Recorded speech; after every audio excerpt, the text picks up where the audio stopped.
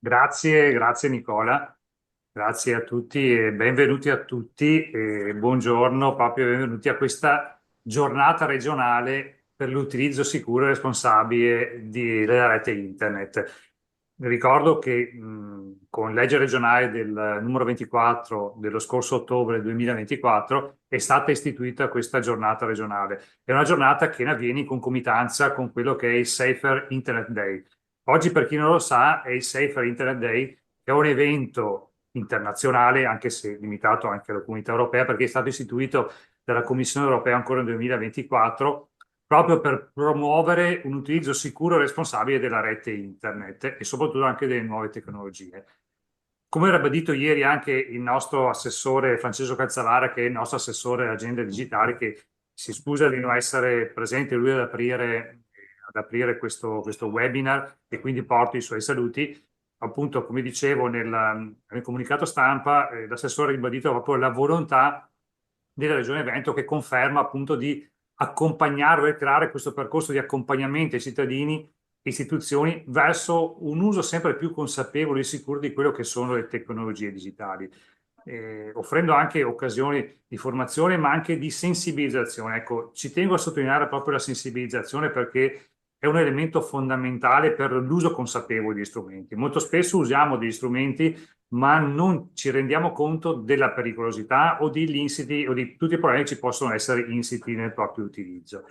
Ecco, con oggi parte quello che nei prossimi giorni ospiteremo più di 20 eventi in giro per il Veneto, grazie anche alla rete di punti digitali, di digitale facile che sono stati creati grazie anche a un finanziamento della comunità europea del PNRR, che ha visto nascere anche 234 centri di facilitazione del Veneto e si occuperanno di cose nei prossimi giorni. Tutto un insieme di workshop, incontri sulla cybersicurezza, corsi anche per i genitori e insegnanti proprio sul parental control, webinar tematici sulla gestione e la protezione dell'identità digitale, fino ad arrivare anche a sessioni individuali con esperti digitali, proprio degli esperti del settore digitale, proprio per supportare, diciamo, l'utilizzo di smartphone o strumenti digitali in genere, diciamo. Ecco, oggi abbiamo, in realtà si apre con questo webinar oggi, ma è un webinar che è abbastanza verticale in questo caso qua perché è rivolto principalmente alla pubblica amministrazione. Quindi è un momento di confronto sia tra amministratori, tecnici, esperti della cyber security che lavorano negli enti pubblici o comunque lavorano nel mondo del privato e che affronteremo temi proprio cruciali come la protezione dei dati e la gestione sicura dei servizi digitali.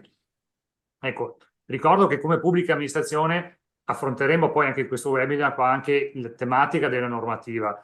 In questi anni qua la normativa sulla cyber security è stata molto produttiva, devo dire, a partire da quando ancora prima del 2023 l'Agenzia Nazionale della Cyber Security ha cominciato a emanare un insieme di direttive su come dovessero essere erogati i servizi digitali della pubblica amministrazione, sia per la qualificazione dei servizi, sia per la qualificazione anche di data center. L'evoluzione è sempre stata abbastanza, diciamo, massiccia e parecchia produzione di leggi sono stati, fino ad arrivare alle due direttive principali di cui affronteremo anche oggi, vi racconteremo anche oggi per cercare anche di condividere quali sono anche gli obblighi e le scadenze che ci sono e che sono rappresentate dalla legge 90 che è stata istituita, che è uscita ad agosto, se non sbaglio, del 2024, per arrivare verso ottobre, quando nel 2024 è uscita proprio il recepimento della direttiva NIS 2 con tutte le linee guida che dell'Agenzia per la Cyber Security Nazionale ha fornito. Ecco,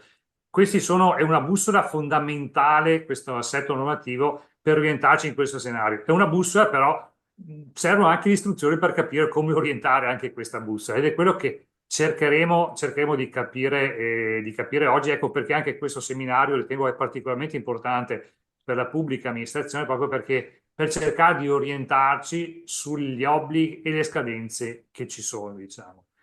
Quindi nelle prossime ore cercheremo di affrontare questa tematica, nelle prossime ore cercheremo di parlare, di affrontare la tematica anche appunto della normativa, grazie anche agli esperti del settore, in questo caso sarà anche da Accenture assieme a Giovanni Rossi che ci racconteranno un po' tutto questo assetto, diciamo, normativo, questo panoramico normativo della cyber security E prima aspetteremo Nicola Freddo che in realtà ci racconterà un po' le iniziative che faremo appunto nel territorio regionale per il Safer Internet Day e successivamente poi racconteremo in realtà anche come anche Regione Veneto sta affrontando il tema della cyber security con l'istituzione del CERT regionale che gli sta diventando un punto di riferimento per quello che è la panoramica della Regione del Veneto, intesa per il momento in cui, intesa quelle sono tutte le sue 36 tra agenzie, società in house e 13 aziende sanitarie che compongono la sfera Regione del Veneto, diciamo, che è una costituenza abbastanza eterogenea.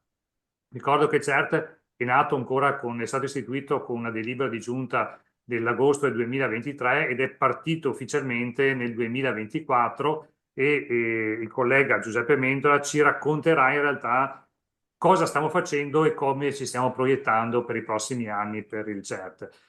Successivamente poi apporteremo anche, visto che in realtà la Regione Veneto non è fatta solamente anche delle proprie agenzie e società in house, ma la Regione Veneto è fatto anche da un insieme anche di pubbliche amministrazioni. Ricordo che ci sono 563 comuni della Regione del Veneto, più tutto un insieme di altre anche pubbliche amministrazioni locali e quindi c'è un territorio molto eterogeneo.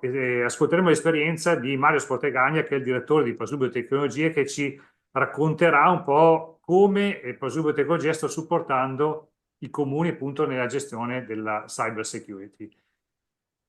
Non mi dilungo molto, diciamo, per non portare via tempo ai colleghi, vorrei solamente sottolineare quanto importante sia il fatto che dobbiamo renderci consapevoli che la sicurezza non è fatta solamente da strumenti tecnologici. La sicurezza e la cyber security non è solamente in mano a pochi esperti di settore, pochi tecnici informatici, diciamo, ma la sicurezza dipende da ciascuno di noi. Ciascuno di noi può concorrere a rendere sicuri i servizi che noi eroghiamo quotidianamente ai nostri cittadini. Ed è importante quindi esserci tutti, e quando intendo tutti, non intendo tutti, ricordo Tecsi, ma tutti i dipendenti della pubblica amministrazione. Ecco perché organizziamo anche questi eventi che non sono solamente rivolti a tecnici specialisti, ma sono rivolti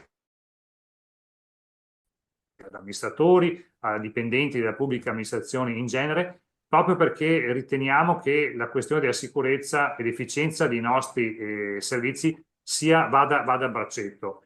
Quindi Regione Veneto, ricordo, punta ulteriormente sulla consapevolezza che la formazione digitale, la formazione sulla cyber security è un elemento fondamentale per portare avanti quella che è la trasformazione digitale della nostra Regione Veneto. E con questo io chiuderei il mio intervento, lascerei la parola al collega Nicola Rossi, scusa, Nicola Freddo, perdonatemi questo insieme di acronimi che ho messo, ma che farà il nostro Cicerone in questa giornata. Nicola, a te la parola e grazie ancora a tutti per la partecipazione. Buona giornata. Grazie, dottor Borgo. Io inizio subito condividendo delle slide. Metto tutto a schermo, condividi, avvio la presentazione. C'è una parte che è già stata eh, presentata dal dottor Borgo, quindi io vi lascio poi le slide al termine assieme a quelle di tutti gli altri relatori, quindi se volete avere informazioni maggiori sulla legge regionale 24 troverete il link alla legge. La legge, come ha già ricordato il dottor Borgo, ha istituito la giornata regionale per l'utilizzo sicuro, responsabile e consapevole della rete internet e dei social. Noi ne abbiamo approfittato quest'anno per fare una serie di iniziative. Una parte sono per i cittadini, le trovate sul sito ventodigitalefacile.it, l'iniziativa finanziata dal PNRR 172.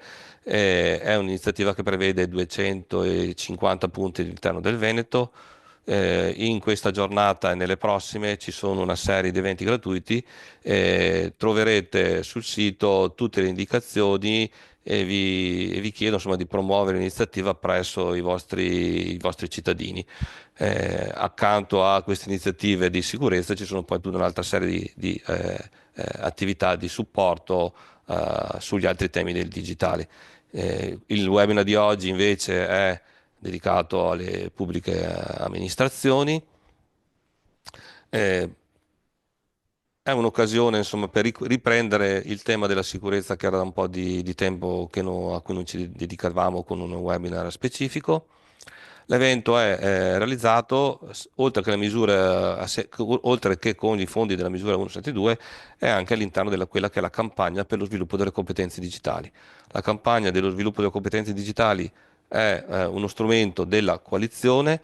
Io ve lo ricordo sempre, la coalizione è questo istituzione della Regione Veneto, un'alleanza territoriale di numerose amministrazioni della Regione del Veneto. Ci sono comuni, province, ULS, Veneto Lavoro e molte altre amministrazioni locali, circa 150.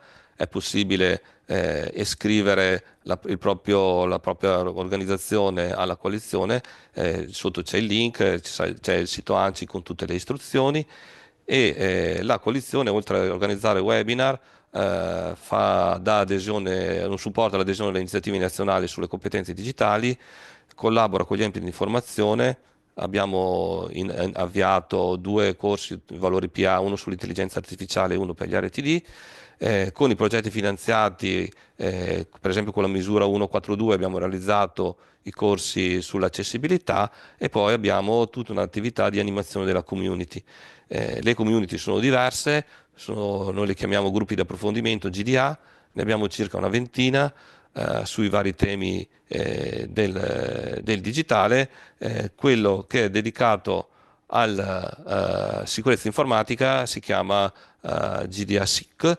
Eh, Se volete partecipare a questo gruppo di approfondimento, anche alla luce di quello che saranno le informazioni che otterrete in questo webinar, andate su MyExtranet, c'è una pagina dedicata alla sicurezza informatica e un tasto collabora che assomiglia a quello che avete utilizzato per l'iscrizione a questo webinar.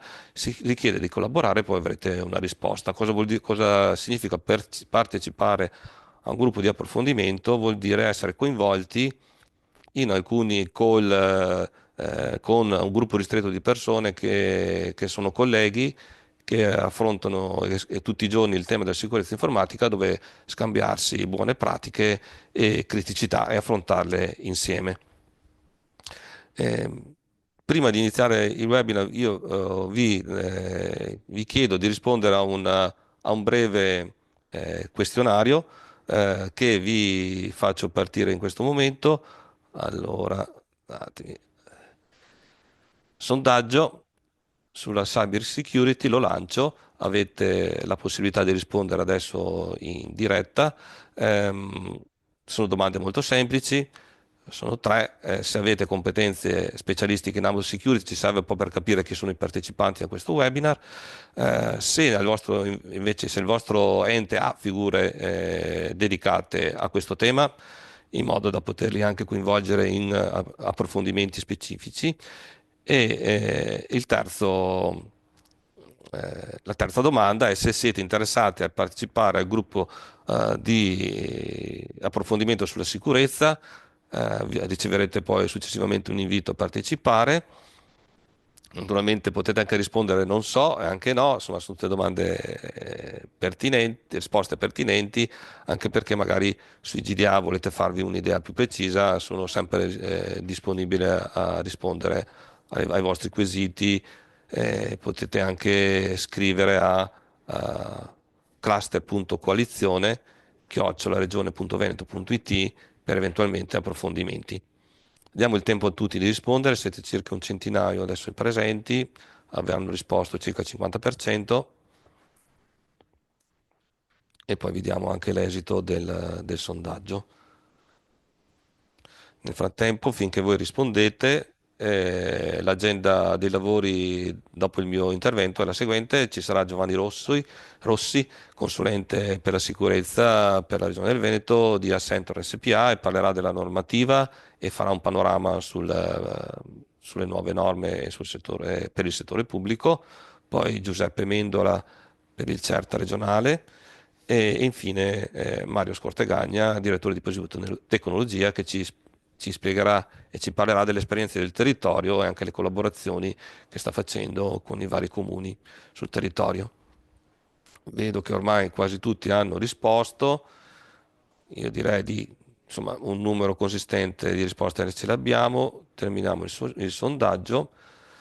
Ok, quindi molti dei presenti non sono esperti in ambito di security, ma questo ce lo aspettavamo, anche perché è difficile, insomma, che ogni ente ne abbia, mentre tra i 50 che hanno risposto, il 25% quasi ha detto che nel loro ente c'è un esperto in sicurezza. E infine, insomma, vedo che un buon 40%, quindi abbiamo una serie di persone che hanno risposto positivamente al gruppo di approfondimento. Anche tutti gli altri gruppi partiranno con questa primavera e sarete contattati sia per confermare la vostra partecipazione a chi era già iscritto, sia per iniziare le attività. Questi sono i risultati, che dovreste vederli adesso. E, e niente, io direi di passare la parola a Giovanni Rossi con il suo intervento. Interrompo la mia condivisione e Giovanni puoi partire. Grazie Nicola. Ho un'esperienza nel settore della sicurezza, ho contribuito a governare numerosi programmi pluriennali di lungo periodo, aiutando le organizzazioni a traguardare le milestone più trasformative più importanti. Quindi oggi vi presento questa parte normativa sulla cybersicurezza, che è volta a sensibilizzare e informare i partecipanti sulle misure di cybersicurezza attualmente, diciamo, normative, misure di cybersicurezza attualmente in vigore, con un focus particolare sulla legge 90, ah, sulla legge 90 e, ok, sulla legge 90 e il decreto legislativo 138 del 2024 entrambe. Possiamo ora, Si vedono le diciamo, diapositive, poi puoi proseguire tranquillamente. ok, perfetto, grazie. E, la legge 90 e il decreto legislativo rappresentano due pilastri fondamentali per garantire un elevato livello di sicurezza informatica nel nostro paese e non solo, come vedremo più avanti. Diciamo che è essenziale che tutti noi come utenti e professionisti del settore rimaniamo informati e proattivi nel proteggere le nostre informazioni e infrastrutture digitali, a maggior ragione vista oggi la platea, e quindi è necessario che tutti noi conosciamo quali norme, no? Bisogna rispettare affinché poi quando ci vengono, diciamo, assegnate delle attività o dei progetti più o meno complessi, ne capiamo anche la motivazione e proseguirei con l'agenda di questa sezione. Inizieremo con una panoramica degli ultimi anni. I cybercriminali hanno intensificato i loro attacchi prendendo di mira enti pubblici e privati, imprese e singoli cittadini. Le minacce più comuni, ovviamente, che conosciamo più o meno tutte ormai dalla stampa online o non solo, sono ransomware, malware, phishing e attacchi DDoS. L'evoluzione del contesto normativo tratteremo, che è un po' il focus principale. L'evoluzione, diciamo, è continua per rispondere alle crescenti minacce informatiche. Quindi a livello europeo, partendo anche su leggi che non tratteremo principalmente essendo focalizzato sulla pubblica amministrazione, questo webinar, anche il Cyber Resilience Act, cosiddetto DORA, anche le banche sono state, fatemi dire, coinvolte in questo continuo miglioramento. Tratteremo, vi accompagnerò, diciamo, quella che è l'Agenzia Nazionale per la Cybersicurezza, cosiddetta CN, è stata istituita per coordinare e implementare le politiche di cybersicurezza a livello nazionale e non solo. La CN svolge un ruolo cruciale nella protezione degli asset strategici nazionali e nella risposta alle crisi cyber, così sappiamo anche che c'è questa autorità. E sempre, diciamo, nel contesto strategico nazionale per la cybersicurezza c'è un programma del pluriennale dal 2022 al 2026, che prevede l'implementazione di molteplici misure entro appunto il 2026, con l'obiettivo di proteggere le infrastrutture critiche e migliorare la resilienza digitale del Paese. Questi saranno i principali punti che tratteremo in questa sezione. Prima di arrivare ai contenuti più o meno tecnici, il panorama degli attacchi informatici sta subendo una trasformazione radicale, con ahimè la sanità che emerge come uno dei principali bersagli. Nel corso del 2023 si è registrato un incremento del 17% negli attacchi informatici rivolti al settore sanitario.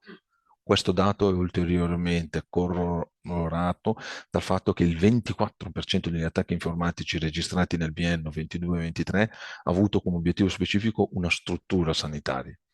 Inoltre si è osservato un aumento del 31% delle risorse presenti nel dark web che offrono la vendita di dati sanitari. La vendita di dati sanitari, quindi è quello che dobbiamo proteggere maggiormente, sono i dati. Questo fenomeno evidenzia la crescente vulnerabilità delle informazioni sanitarie e la loro attrattiva per i cybercriminali. Tutto ciò non vuole, diciamo, ridurre l'impatto sui comuni e enti locali. Gli attacchi informatici non risparmiano nemmeno appunto i comuni e gli enti locali. Secondo recenti studi la consapevolezza dell'importanza della cyber security è diffusa, ma è necessario supportare gli enti locali affinché compiano un salto qualitativo nelle loro difese.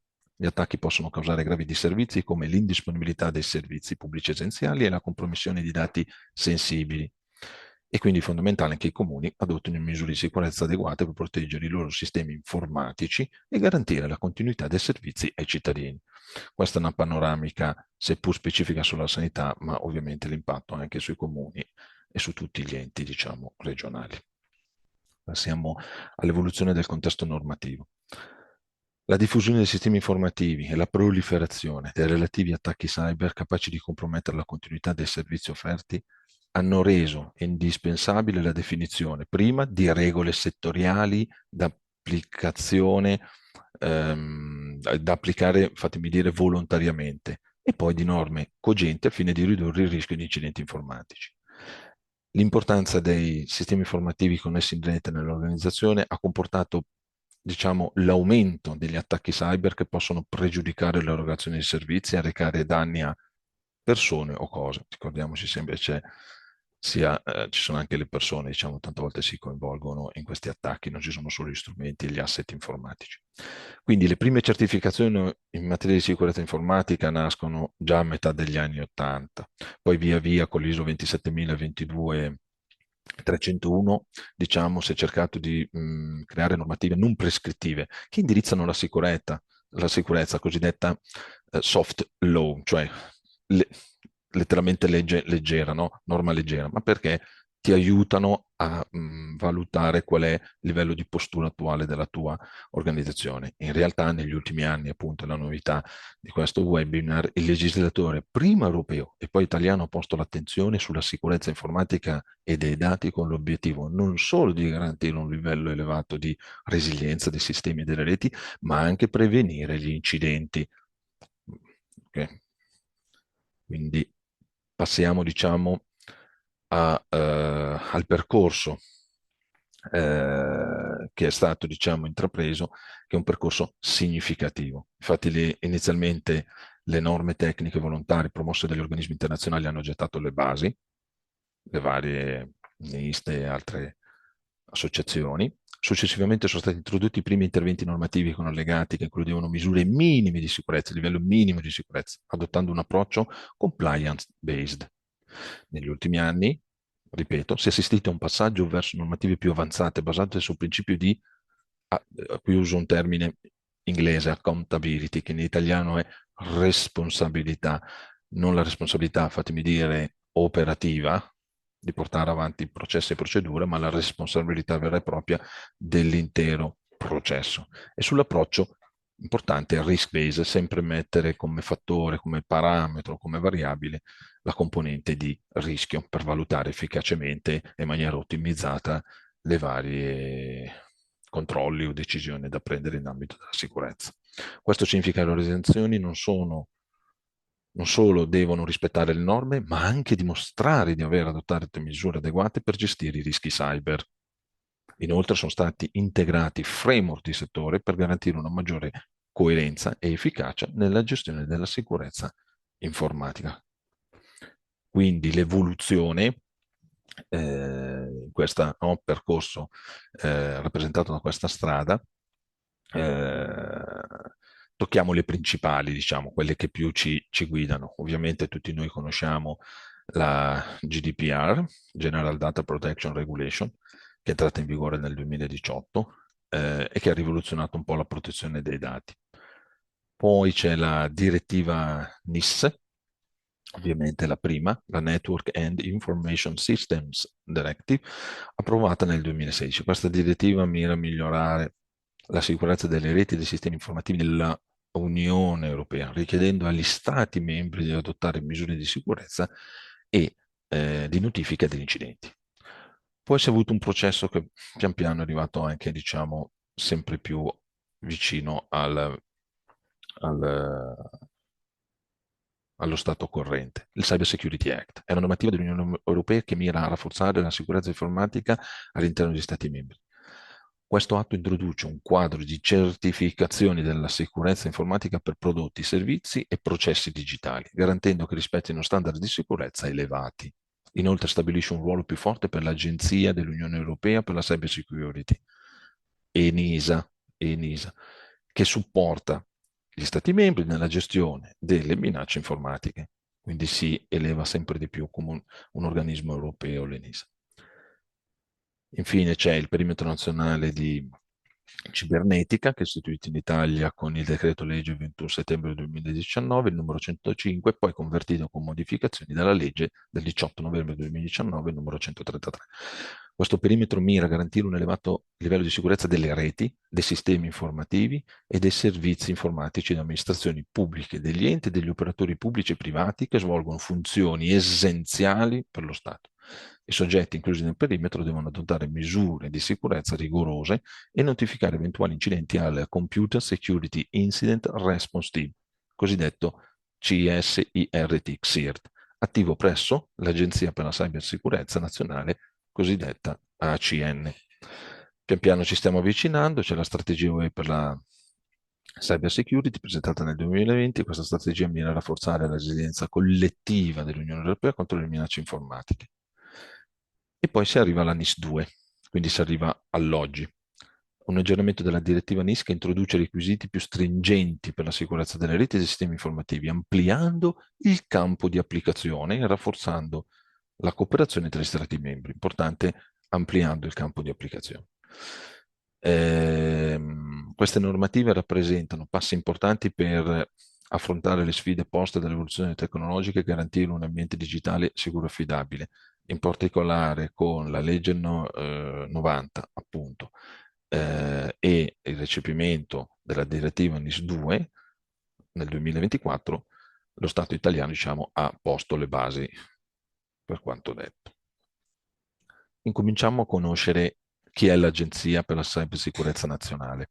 È stata istituita col decreto legge numero 82 del 14 giugno 2021, con l'obiettivo di tutelare la sicurezza e la resilienza cibernetica dell'Italia. Come? Quali sono i compiti e le strutture correlate?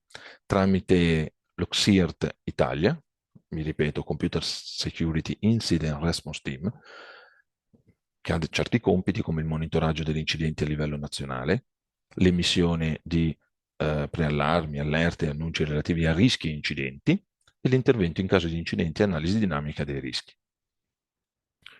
Poi ha anche il ruolo di SPOC sulla NIS 2, ovvero Single Point of Contact, è un punto di contatto per la direttiva NIS 2 che coordina le attività di sicurezza delle reti e dei sistemi informativi. Gestione delle notifiche di incidenti e cooperazione con altri stati membri dell'UE. Ovviamente il coordinamento europeo è fondamentale per essere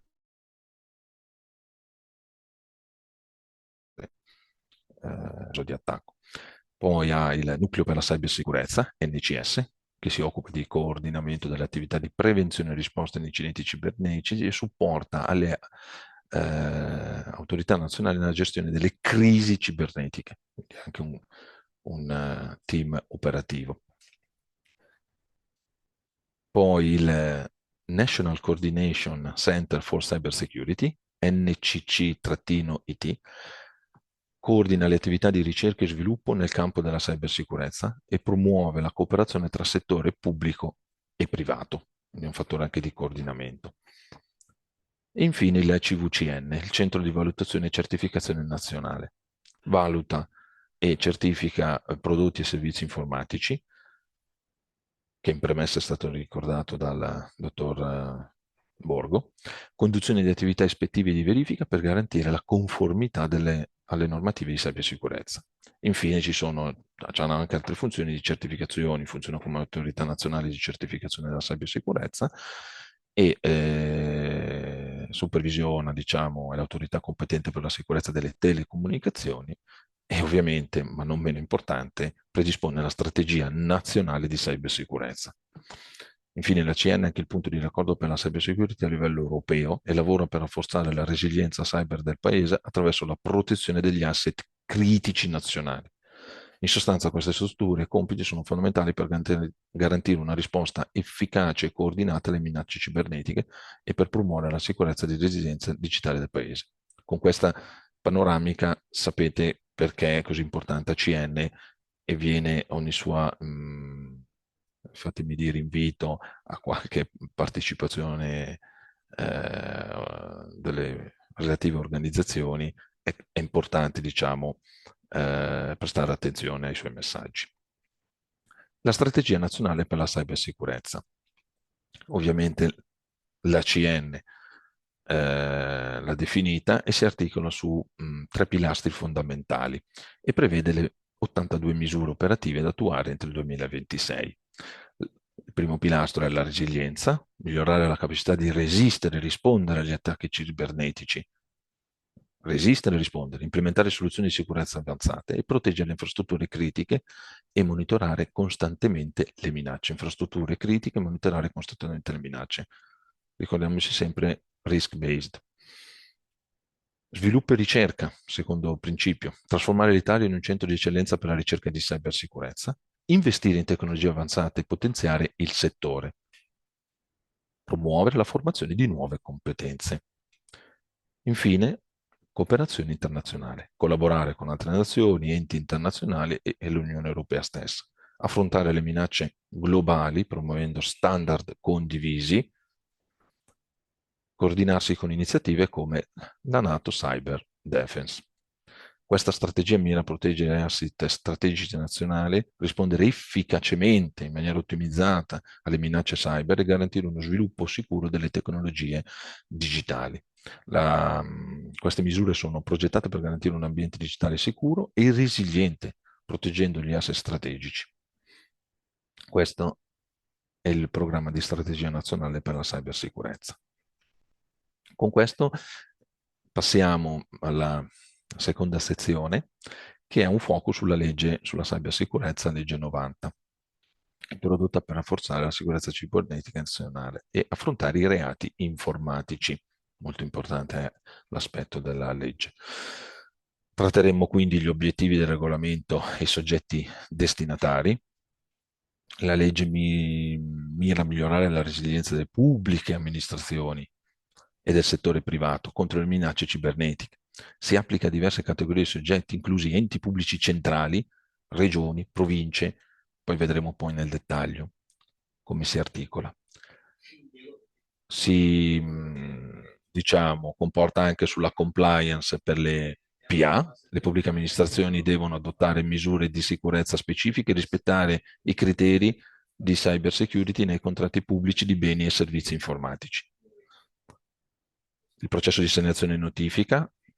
Gli incidenti cibernetici devono essere segnalati entro un determinato tempo, poi lo vedremo nel dettaglio. Le segnalazioni e notifiche devono essere effettuate tramite le procedure disponibili da chi? Dall'Agenzia Nazionale per la Cybersicurezza. Quindi capite che è un'autorità molto importante. La struttura referente di cybersicurezza vedremo che c'è da prevedere un'organizzazione o un referente e nominare il referente stesso, diciamo, come referente unico per la cybersicurezza all'interno dell'organizzazione. La legge 90 entra in vigore il 17 luglio 2024, è stata introdotta per affrontare le crescenti minacce cibernetiche. Ecco i 4 obiettivi principali della legge: rafforzamento delle infrastrutture di sicurezza, implementazione di nuovi protocolli per proteggere le infrastrutture critiche nazionali contro attacchi cibernetici, prevenzione e repressione dei reati informatici. Quindi c'è inasprimento delle pene per i reati informatici esistenti con particolare attenzione alla sicurezza delle comunicazioni cibernetiche, collaborazione internazionale e infine la formazione e sensibilizzazione, programmi di formazione e campagne di sensibilizzazione pubblica sulla sicurezza informatica. Questi obiettivi mirano a creare un ambiente più sicuro e resiliente contro le minacce cibernetiche. Il concetto di resilienza è molto importante negli ultimi anni sulla cybersicurezza e non solo sulle infrastrutture informatiche. La legge 90 del 2024 si applica a una vasta gamma di soggetti, come stabilito nell'articolo 1,1. Qui una sintesi dei principali destinatari. Ci sono le pubbliche amministrazioni centrali, ci sono le regioni e province autonome di Trento e Bolzano, ma questo forse che più vi interessa è le città metropolitane, i comuni con popolazione superiore a 100.000 abitanti e o capoluoghi di regione, società di trasporto pubblico urbano con un bacino di utenza maggiore o uguale a 100.000 abitanti, società di trasporto pubblico extraurbano nelle città metropolitane, ovviamente le aziende sanitarie locali, e le società in-house che forniscono servizi informatici di trasporto, di raccolta, smaltimento, trattamento di acque reflue urbane, domestico-industriali e gestione dei rifiuti. Questi soggetti sono tenuti a implementare le misure di sicurezza previste dalla legge per proteggere le infrastrutture critiche e migliorare la sicurezza informatica regionale, nazionale. Quindi, cosa significa essere compliant? Qui i principali requisiti. Ovviamente abbiamo fatto una sintesi per quelli più importanti. La segnalazione e notifica degli incidenti.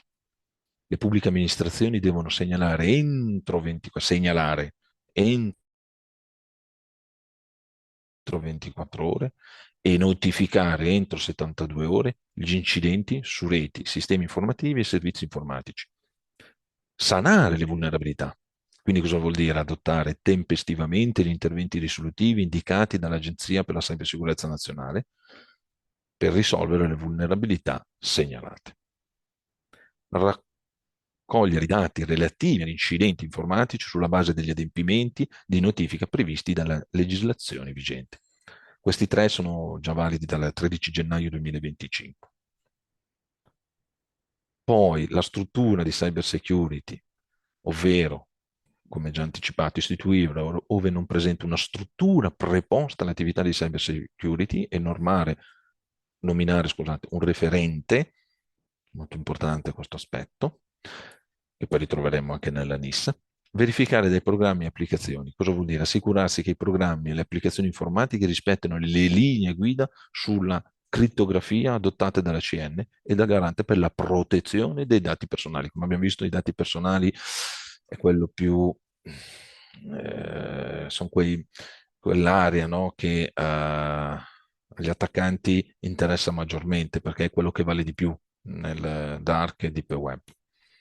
Le sanzioni per il mancato rispetto della legge, qui c'è un termine di sanzioni che è molto importante, variano da un minimo di 25.000 euro a un massimo di 125.000 euro in caso di reiterato inadempimento nei 5 anni. Inoltre possono essere previste azioni disciplinari, amministrativo-contabili nei confronti dei dirigenti e funzionari responsabili. Quindi c'è anche un concetto di sanzione. La segnalazione e notifica degli incidenti, aspetto molto importante come vi raccontavo prima. I soggetti previsti dall'articolo 1 della legge includono, come vi dicevo, una serie di organizzazioni che ovviamente ogni organizzazione deve valutare in base al proprio statuto e organismo. Gli obblighi di segnalazione e notifica. Segnalazione. Deve essere effettuata entro 24 ore dall'accertamento dell'incidente tramite il sito dell'Agenzia per la Cybersicurezza Nazionale, ACN. È una segnalazione.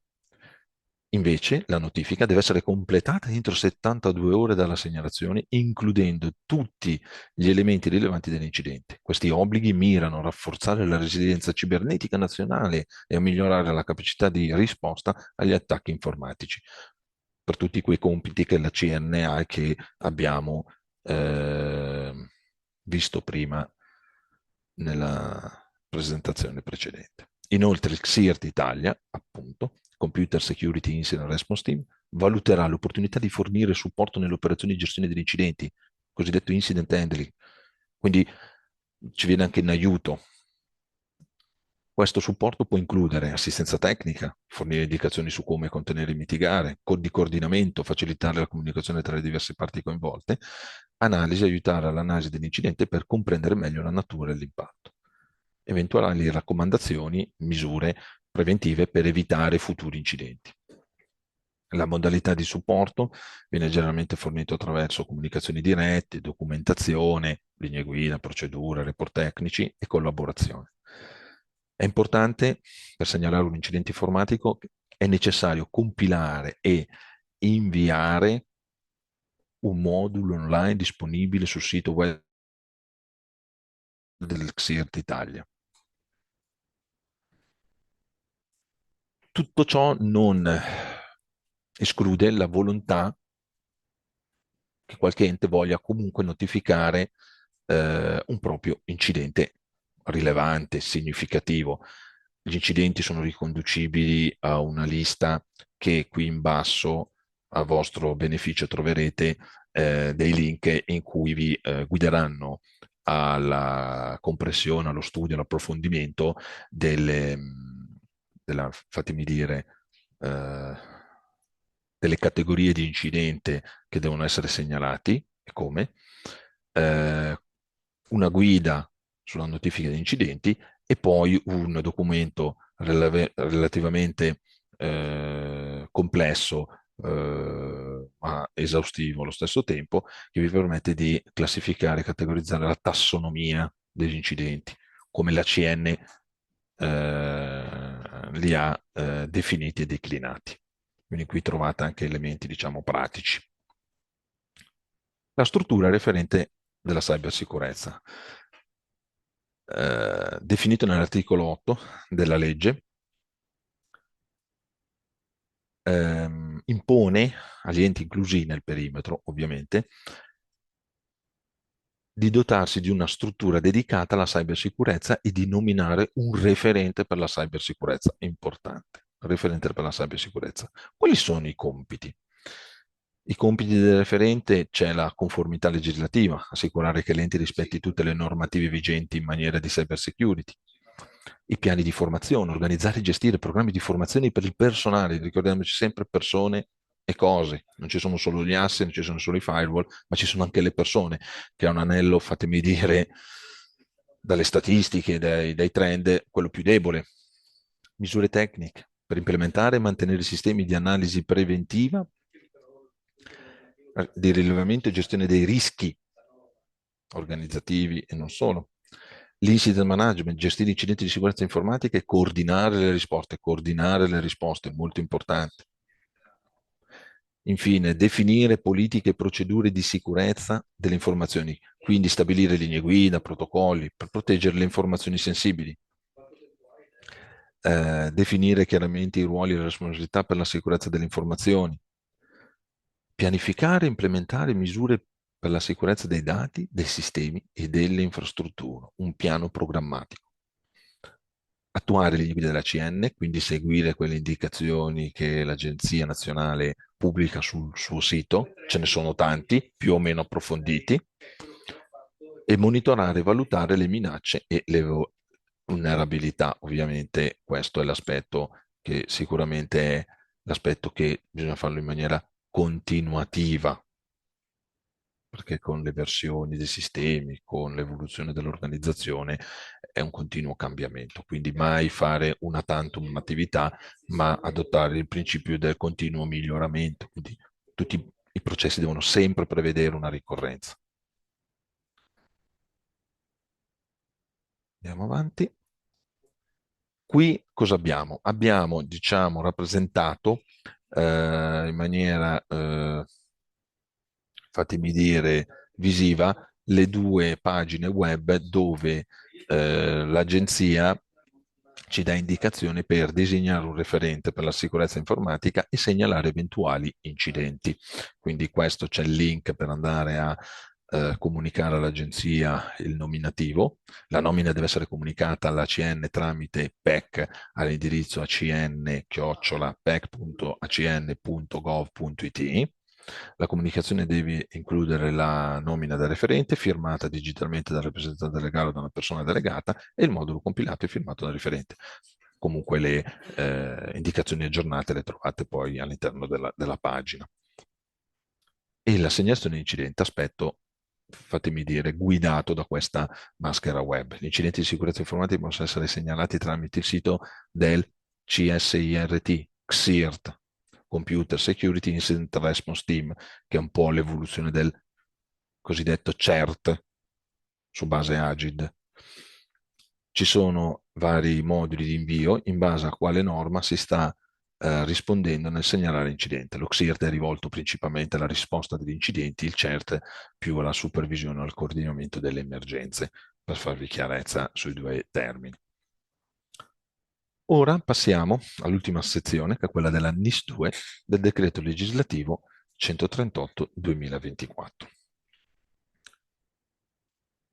Tratteremo, diciamo, gli obiettivi della NIS2, perché l'obiettivo principale è rafforzare la sicurezza informatica all'interno dell'Unione Europea, migliorando la resilienza delle reti e dei sistemi informatici contro le minacce cibernetiche. Tratteremo il campo di applicazione e i settori coinvolti. La NIS2 amplia il campo di applicazione, includendo nuovi settori come energia, poi vedremo il dettaglio in una slide separata. La direttiva si applica a soggetti pubblici e privati che operano in questi settori, con particolare attenzione alle medie e grandi imprese. I requisiti temporali del decreto legislativo 138 del 2024, quindi vedremo anche, diciamo, la cronologia, visto che è entrato in vigore, come diceva in premessa il dottor Borgo, il 16 ottobre 2024. La vigilanza, panorama sanzionatorio italiano. Questo è un aspetto importante perché a differenza della legge 90, che può apparire, fatemi dire, ha delle sanzioni, sicuramente toccano anche il curriculum dei dirigenti o dei funzionari, ma in questo caso nella NIS 2 le sanzioni hanno un altro ordine di grandezza e le vedremo poi nello specifico. Le autorità competenti, la CN è l'autorità nazionale competente per la NIS2 in Italia. Gli organi direttivi e amministrativi, qui c'è un'evoluzione rispetto al precedente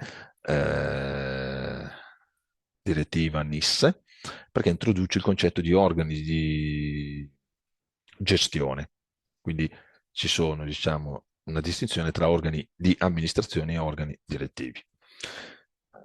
Anche qui ci sarà da iscriversi ad un portale e i tempi vedremo poi li sono, diciamo, ravvicinati perché entro il 28 febbraio dovrà essere, diciamo, completata questa fase.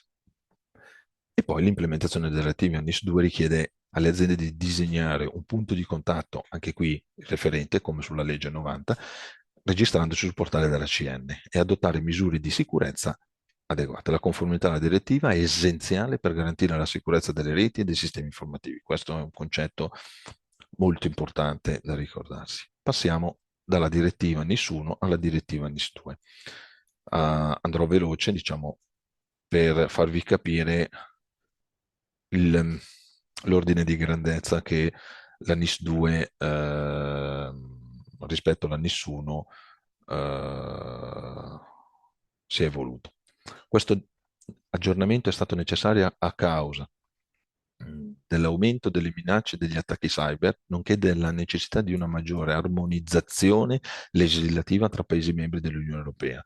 Quindi la direttiva NIS 2 2022 del 2022 numero 2555 è stata approvata il 14 dicembre 2022.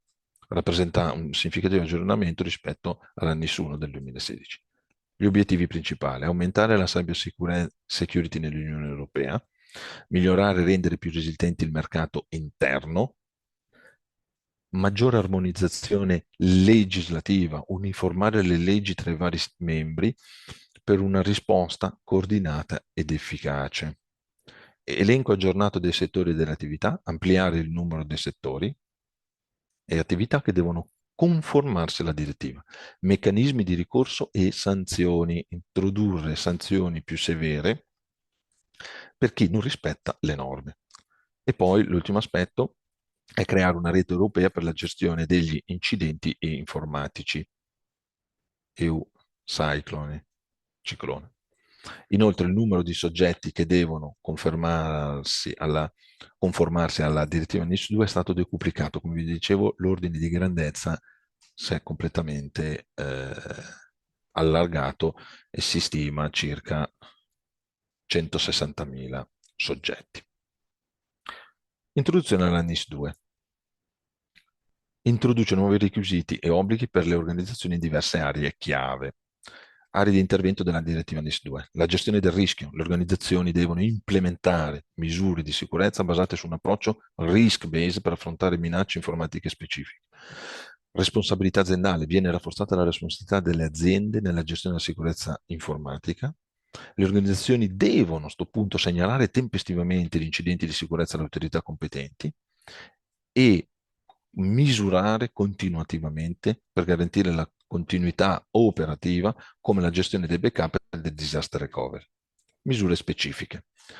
L'analisi dei rischi e politiche di sicurezza, la sicurezza nell'acquisizione e manutenzione, ovvero l'implementazione di misure di sicurezza durante l'acquisizione, lo sviluppo e la manutenzione di reti e sistemi informativi durante l'acquisizione, quindi l'acquisto, i contratti. Vedrete poi che ci sono puntuali indicazioni su come anche definire i contratti con i fornitori di servizi e sistemi. L'autenticazione a più fattori, l'uso di soluzioni di autenticazione a più fattori o continua per proteggere i sistemi di comunicazione, sicurezza delle risorse umane, politiche di controllo degli accessi e gestione delle risorse umane, sicurezza della catena di approvvigionamento, misure per garantire la sicurezza lungo tutta la catena di approvvigionamento, in inglese supply chain, cioè ormai qualsiasi azienda, anche pubblica, che sia centrale o locale, ha una catena di approvvigionamento e quindi il suo valore, diciamo, aziendale lo crea con tutti i fornitori, quindi è importante anche garantire che sia in tutta questa catena di approvvigionamento. Formazione sulla cyber security e poi il concetto anche qui di crittografia. Le politiche e procedure per l'uso della crittografia e se necessario della cifratura sono importanti. La CN mette a disposizione delle linee guida separate in più documenti dove bisogna almeno, questo è il mio suggerimento, garantire nei contratti che i fornitori vendano dei prodotti o dei sistemi che rispettino, diciamo, queste nuove linee guida crittografiche, stante una produzione di software interno. Recepimento in Italia. Vabbè, come vi ho già detto, è stata recepita nel 16 ottobre 2024 dello scorso anno. Questo vorrei andare nel dettaglio nel processo di notifica degli incidenti, così almeno abbiamo chiara qual è l'articolo 25 del decreto legislativo 138. In questo caso il processo include una notifica di preallarme entro 24 ore dalla ricezione dell'evento, segnalazione preliminare. Entro 72 ore c'è la vera notifica, quindi dettagliata sull'incidente. Su richiesta dello XIRT che è l'ACN, aggiornamenti periodici sull'incidente e poi entro un mese il report finale, la relazione conclusiva sull'incidente e le misure da adottare. Questo processo, anche consiglio sempre di, fatemi dire, simulare, no? Fare delle prove tra voi per capire eventualmente come rispondere a un incidente insieme o meno ai fornitori o comunque al tipo di politiche di sicurezza che avete definito. Questo è molto importante, oltre a tutta l'altra parte. Andiamo avanti. Gli obiettivi dell'ANIS 2. Qui è una specie di sunto, quindi per migliorare la sicurezza informatica nell'Unione Europea, la NIS 2 si è data di mira a garantire che le infrastrutture critiche e i servizi essenziali siano più resistenti agli attacchi informatici. Stabilisce requisiti di sicurezza informatica standardizzati per tutti gli Stati membri, promuovendo un approccio comune alla gestione dei rischi. Amplia il suo campo di applicazione, includendo più settori di identità. Questo è un aspetto molto importante di autovalutazione che ognuno di voi deve fare, come le piattaforme di cloud computing e servizi sanitari. Quindi si evolve nel tempo, no? Quel principio che si è dato l'Unione Europea. Introduzione di nuovi meccanismi sanzionatori, prevede sanzioni più severe per le violazioni della sicurezza informatica, incentivando le organizzazioni a conformarsi alle norme, ovviamente senza sanzioni, a volte è difficile far rispettare, diciamo, le norme, e promuovere una migliore collaborazione e condivisione delle informazioni tra gli Stati membri per una risposta più efficace agli incidenti. Quindi passiamo un po' più nel dettaglio. Il campo di applicazione e i settori coinvolti. Si applica a una vasta gamma di settori come stabilito nell'articolo 2. Nel decreto legislativo 138-2024 i settori coinvolti sono dettagliati negli allegati tabellari, fatemi dire, ad elenco 1, primo, secondo, terzo e quarto. Allora, il primo e secondo sono quelli che definiscono in maniera chiara quali sono i settori. Gli allegati 3 e 4 sono ancillari a supporto. Esempio, il 4 serve più che altro per avvisare che nell'eventualità che l'ACN consideri un ente, un soggetto critico a livello nazionale, potrà invitarlo nel senso buono del termine, cioè chiederà di una registrazione diretta. Quindi alcuni settori che potrebbero non far parte dell'uno e diciamo, dell'allegato primo e secondo, la CN potrà eventualmente chiedere comunque la registrazione. Questi sono tutti i settori della NIS 2. Come vedete in maniera schematica c'è un passaggio notevole di settori. Ovviamente io ho cercato in funzione delle registrazioni a questo webinar, ho cercato di evidenziare quelli che mi sembravano attinenti ai presenti, diciamo. Quindi il settore sanitario, l'acqua potabile, l'acqua reflue, le infrastrutture digitali, perché molti hanno dei in house o non solo, dei data center e quindi dei servizi digitali e quindi è importante anche prestare attenzione quando si fa l'autovalutazione a che cosa, fammi dire, l'articolo declina come soggetto di infrastrutture digitali, gestione dei servizi, gestione dei rifiuti, servizi digitali, quindi non solo le infrastrutture, ma come vi dicevo prima, i servizi, ricerca, nella ricerca rientrano anche la cultura e altri temi, diciamo, quindi prestare sempre attenzione sulle università e altro, e la pubblica amministrazione. Poi ci sono gli ulteriori tipologie di soggetti, come vi dicevo nell'allegato 3, in particolare il 4, eventualmente la CN potrà invitare. Quindi il processo, diciamo,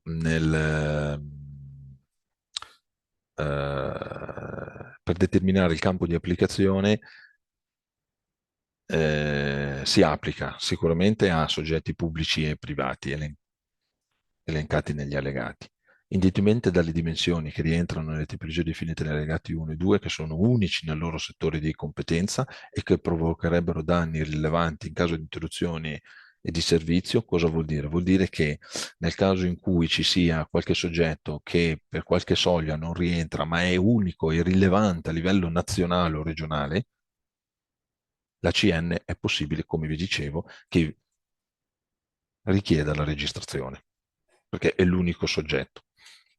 I settori coinvolti: settori critici, energia, trasporti, come lo vedevamo prima, altri settori critici come servizi postali, di corriere, gestione dei rifiuti, l'abbiamo visto prima.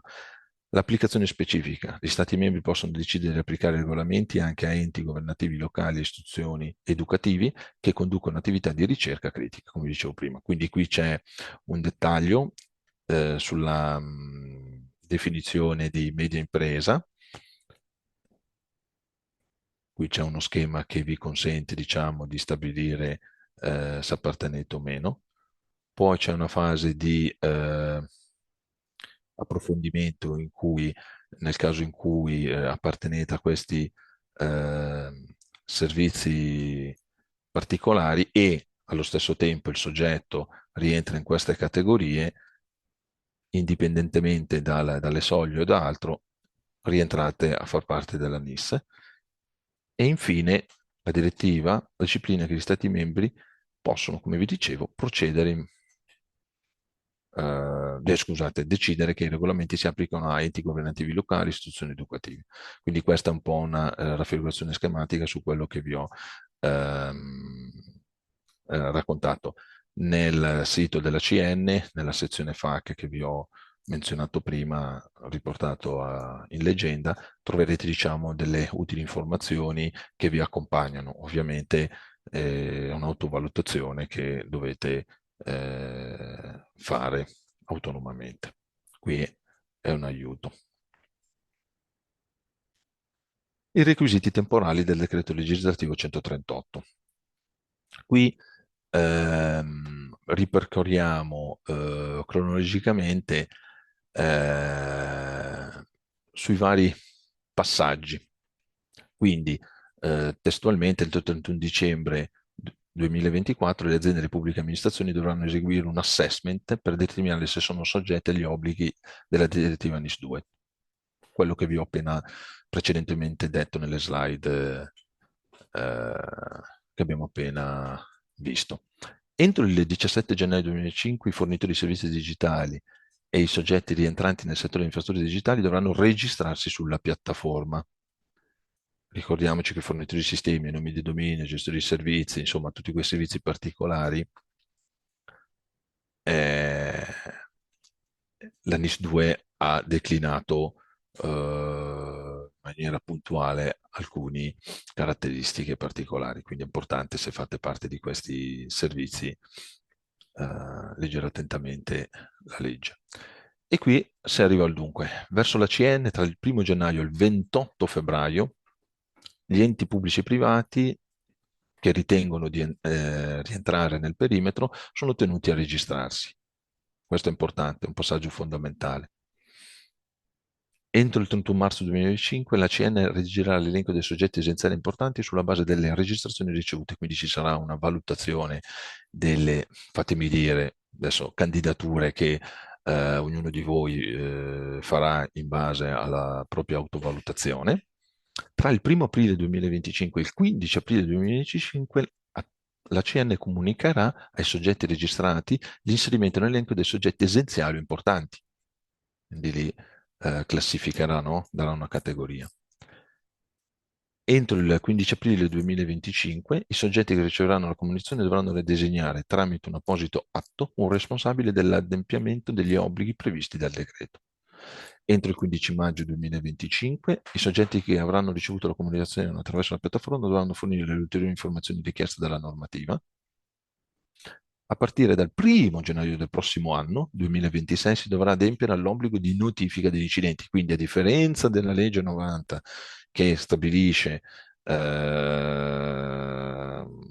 che gli incidenti devono essere inviati già a partire dal metà gennaio 2025, la NIS 2 lo prevede dal prossimo anno, appunto perché ci sono tutte le fasi di configurazione di quelli che sono i soggetti e poi nel dettaglio, fatemi dire, devono ancora decidere effettivamente quale tassonomia far riferimento, come comunicare questi incidenti, a differenza della legge 90 che invece è stato già definito e stabilito. Si dovrà ottenere ottemperare agli obblighi degli organi di amministrazione e direzione a quelli relativi all'adozione di misure di sicurezza, nonché all'obbligo, ove applicabili, di raccogliere e mantenere una banca dati dei registri di dominio. Questo è un aspetto importante per chi detiene questo tipo di servizi. Poi, fatemi dire, è un excursus completo sulla legge. Ognuno deve valutare quale servizio. Passiamo alla successiva. Le sanzioni amministrative pecuniarie variano a seconda del tipo di soggetto e della gravità della violazione. Aspetto molto importante che, a differenza della legge 90, ha un, un impatto anche economico decisamente più grave della legge 90. Sanzioni per i soggetti essenziali importanti, quella classificazione che ACN comunicherà quando avrà valutato tutte le registrazioni. Soggetti essenziali fino a 10 milioni di euro o il 2% del fatturato mondiale anno. Per i soggetti importanti fino a 7 milioni di euro e l'1,4% del fatturato mondiale anno. Poi, per carità, c'è la soglia, diciamo, in percentuale del fatturato, però è importante, se siete essenziali o importanti, valutare questo aspetto. Con i pubbliche amministrazioni l'ordine di grandezza rimane più simile a quello della legge 90 e si basa da 25.000 euro, massimo di 125.000 euro. La mancata osservanza degli obblighi relativi alla gestione del rischio e alla notifica degli incidenti, quindi è importante, per questo che ho insistito più volte all'interno di questo webinar a comunicarvi, a rendervi consapevoli che c'è questo aspetto, e l'inottemperanza alle disposizioni dell'autorità nazionale competente NIS. Disposizioni che possono arrivare direttamente o tramite, diciamo, linee guida che l'autorità nazionale competente NIS è l'ACN, poi lo vedremo nel dettaglio. Le sanzioni amministrative da 10.000 a 50.000 euro per mancata registrazione, comunicazione e aggiornamento delle informazioni, l'inosservanza delle modalità stabilite dall'ACN,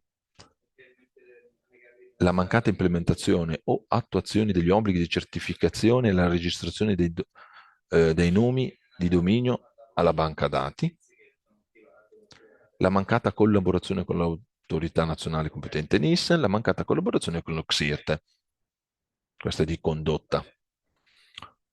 L'autorità nazionale competente NIS può sospendere temporaneamente l'autorizzazione o il certificato relativo al servizio e alle attività svolte dal soggetto essenziale, bloccando l'operatività. La sospensione avviene fino a quando il soggetto non adotta le misure necessarie per risolvere le carenze e conformarsi alle diffide. Tuttavia, questa misura non si applica alle pubbliche amministrazioni e ai soggetti partecipati o controllati da enti pubblici, come specificato nell'allegato 3 e 4.1 e 4 del decreto. Quindi dovete capire, pubblica amministrazione, società partecipata, dovete sempre autovalutarvi su che soggetto, diciamo, area rientrate.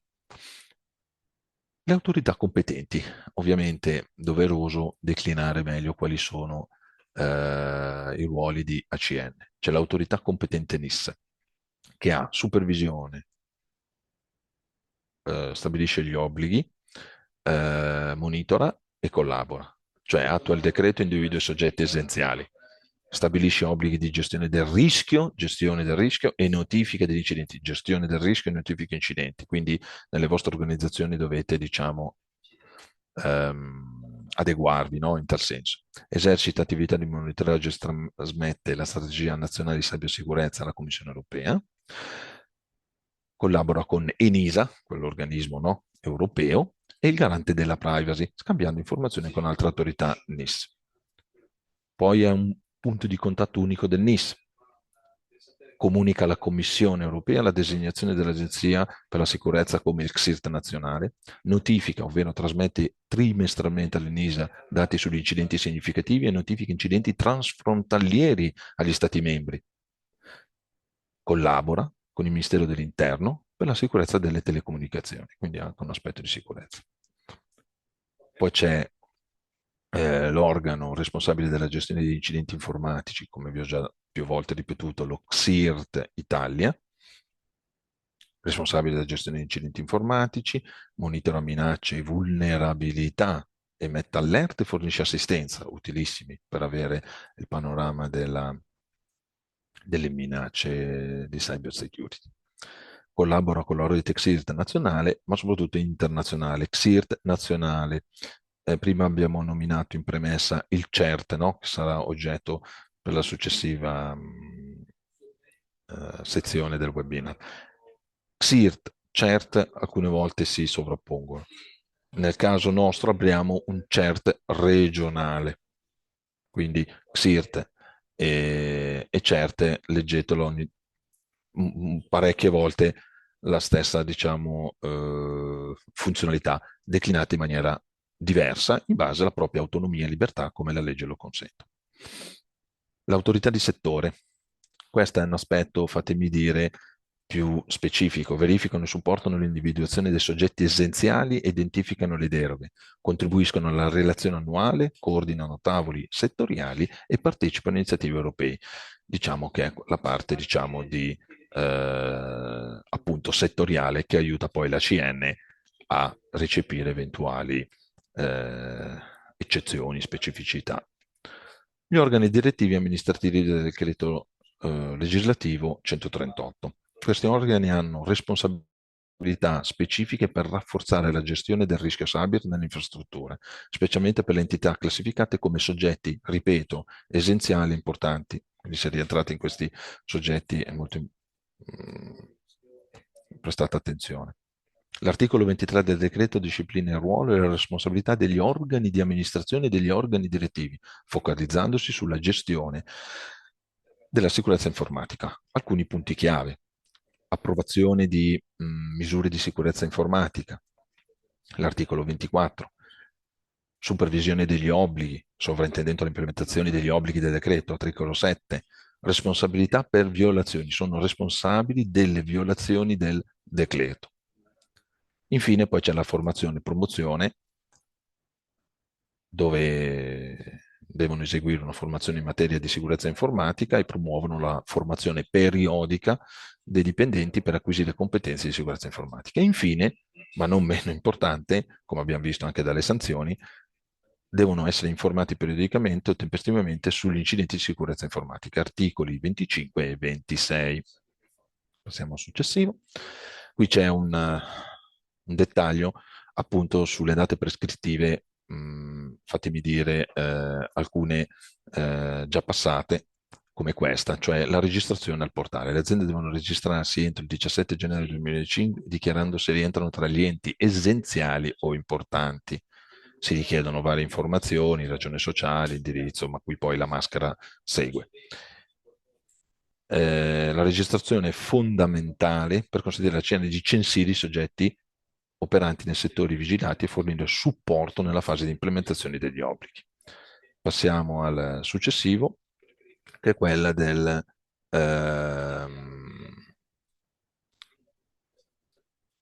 registrazione sulla piattaforma, che avverrà tra il 15 aprile e il 31 maggio 2025. Le informazioni aggiuntive richieste includono spazio di indirizzo IP pubblico, i nomi di dominio in uso, l'elenco degli stati membri in cui forniscono servizi che rientrano nell'ambito di applicazione del decreto ove applicabile, il responsabile di cui l'articolo 38 e sostituto del punto di contatto. Quindi si dichiara un punto di contatto, ma ci deve essere anche un sostituto. Questi sono, fatemi dire, le iscrizioni al portale. La successiva, quella che, fatemi dire, è un supporto, un aiuto, è un approccio dei passaggi chiavi che consentono di definire un framework per la gestione degli impatti della direttiva NIS2. Passiamo enumerato, quindi tutti i passaggi si leggono da sinistra verso destra. Questo è un esempio su come approcciare, ovviamente basato su varie best practice, cioè buone norme, buone regole, diciamo, di implementazione dei framework, dal Maturity Model, dalla NIS2, dal NIST 2.0. quindi si prevede un supporto nella mobilitazione delle organizzazioni degli stakeholder, coinvolgendo tutte le parti interessate per garantire un impegno comune verso l'implementazione della direttiva. Armonizzazione dei requisiti normativi, allineare i requisiti della NIS2 con quelli già esistenti nell'organizzazione. Questo è un passaggio molto importante. Poi c'è la definizione del perimetro dell'organizzazione, quindi stabilire i confini dell'organizzazione per identificare le aree che saranno soggette alla direttiva. Poi c'è il vero e proprio assessment, questa è la parte più operativa, sulla prontezza NIS2, utilizzare il NIST, Cyber Security Framework 2.0, per valutare lo stato attuale della sicurezza informatica, quindi il livello di postura, e identificare i gap, molto importante, che poi dovranno essere gestiti. Gestiti come? Progettando una roadmap e un piano di implementazione, creare un piano di dettaglio che includa persone, processi e tecnologie necessarie per colmare le lacune identificate. Io ci aggiungo nel senso, se non è riportato nella slide, no, non lo vedo, anche la parte economica.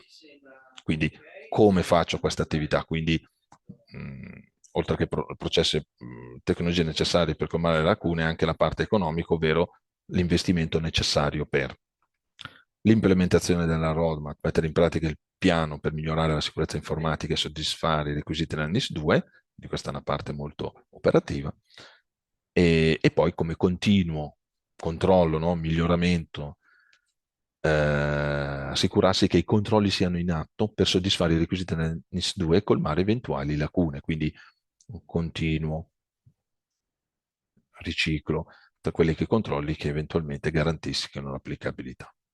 Infine, per chiarire un po' gli aspetti dell'implementazione della direttiva e quindi capire quali sono i requisiti menzionati nell'articolo 2 allegato primo del documento di attuazione, perché c'è un documento uscito appena dopo al recepimento in cui la comunità europea, diciamo, declina in maniera più dettagliata quali sono le misure richieste.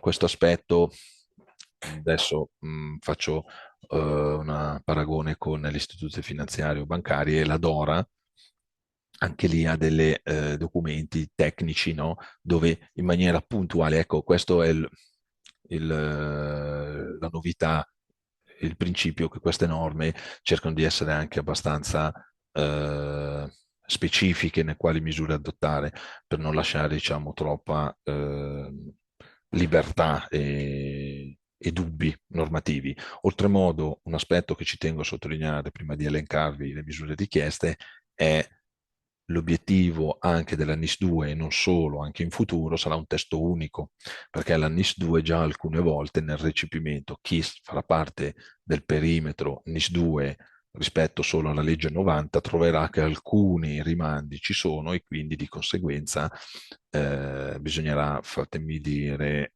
valutare quale articolo, no, vince sulla legge 90. Questo è importante perché l'obiettivo è anche un testo unico. Così sembra sia nei desiderata di tutti quanti. L'elenco delle misure richieste. C'è la sacrosanta policy sulla sicurezza delle reti e dei sistemi informativi, sulla gestione del rischio. Questi li vedremo poi nel CERT, sono aspetti che alcune volte certe organizzazioni poi possono gestire con servizi specifici al fine di essere cogenti con la normativa o le normative.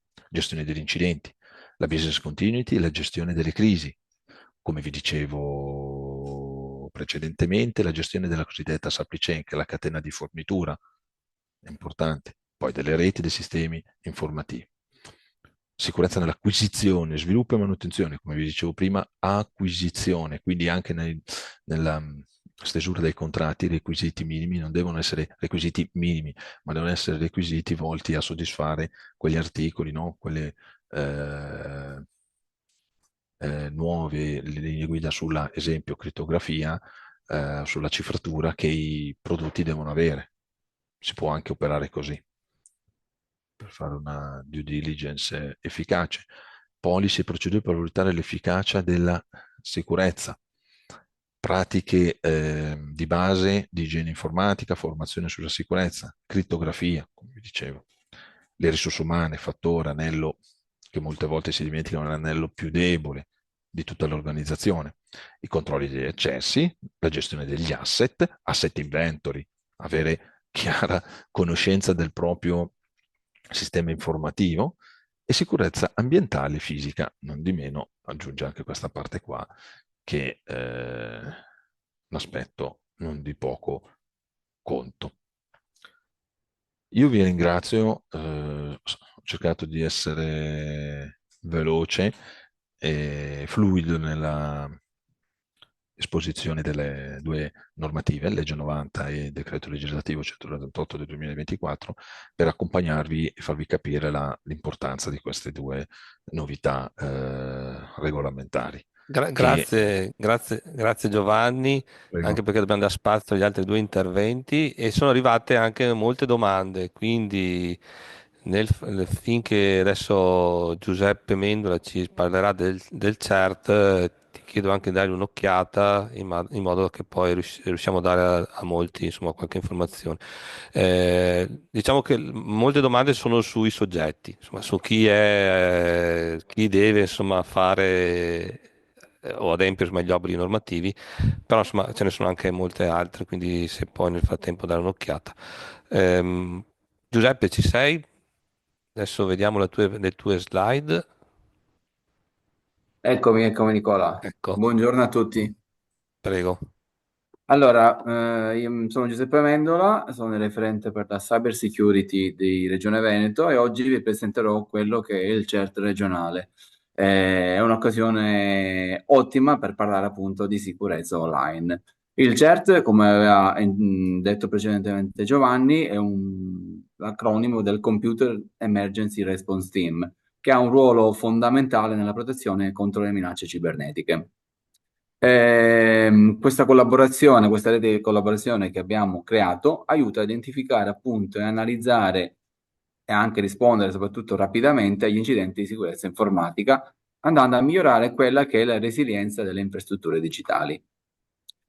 Come vedrete, qui abbiamo un elenco di temi che affronteremo, cercherò di andare veloce, visto il tempo che è passato. Parleremo del contesto appunto del CERT regionale in cui opera, gli enti che fanno parte del perimetro, i livelli di governo del CERT, i suoi modelli operativi e organizzativi, le relazioni non solo interne ma anche esterne verso altre istituzioni, i processi che sono interni al CERT, gli ambiti di interventi e poi parleremo anche di strumenti tecnologici utilizzati dal CERT. Vado veloce sul contesto, Giovanni ha fatto già una bella panoramica. Come sappiamo, le pubbliche amministrazioni italiane hanno affrontato numerose minacce informatiche negli ultimi periodi, compreso il settore sanitario, che è stato colpito da diversi attacchi ransomware e data breach. E questi attacchi hanno spinto appunto le regioni a sviluppare delle soluzioni adatte a mitigare appunto questi rischi. Secondo il rapporto del CLUSID, l'Italia è stata la quarta nazione al mondo per numero di attacchi informatici subiti a partire dal 2021 e inoltre il 75% di questi attacchi è rivolto appunto a enti pubblici locali e nazionali. Che cosa ha fatto Regione Veneto in risposta a questi attacchi? Ha pensato di istituire con la DGR la 1174 del settembre del 2022 il progetto del CERT, appunto il Computer Emergency Response Team regionale. Questo progetto è stato affidato dalla Giunta alla Direzione ICT Agenda regionale di cui io faccio parte.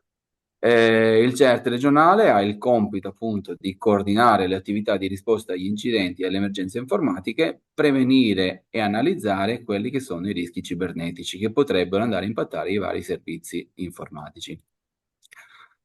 Parliamo un po' del CERT regionale, appunto. Nasce anche in risposta ad un'interrogazione del Consiglio regionale, subito dopo i primi attacchi che sono stati che hanno colpito la sanità veneta. Con questa interrogazione regionale veniva chiesta alla Regione Veneto quali erano le azioni appunto messe in campo per accertare la capacità di resilienza cibernetica della Giunta regionale in primis, ma anche di tutti gli altri enti regionali.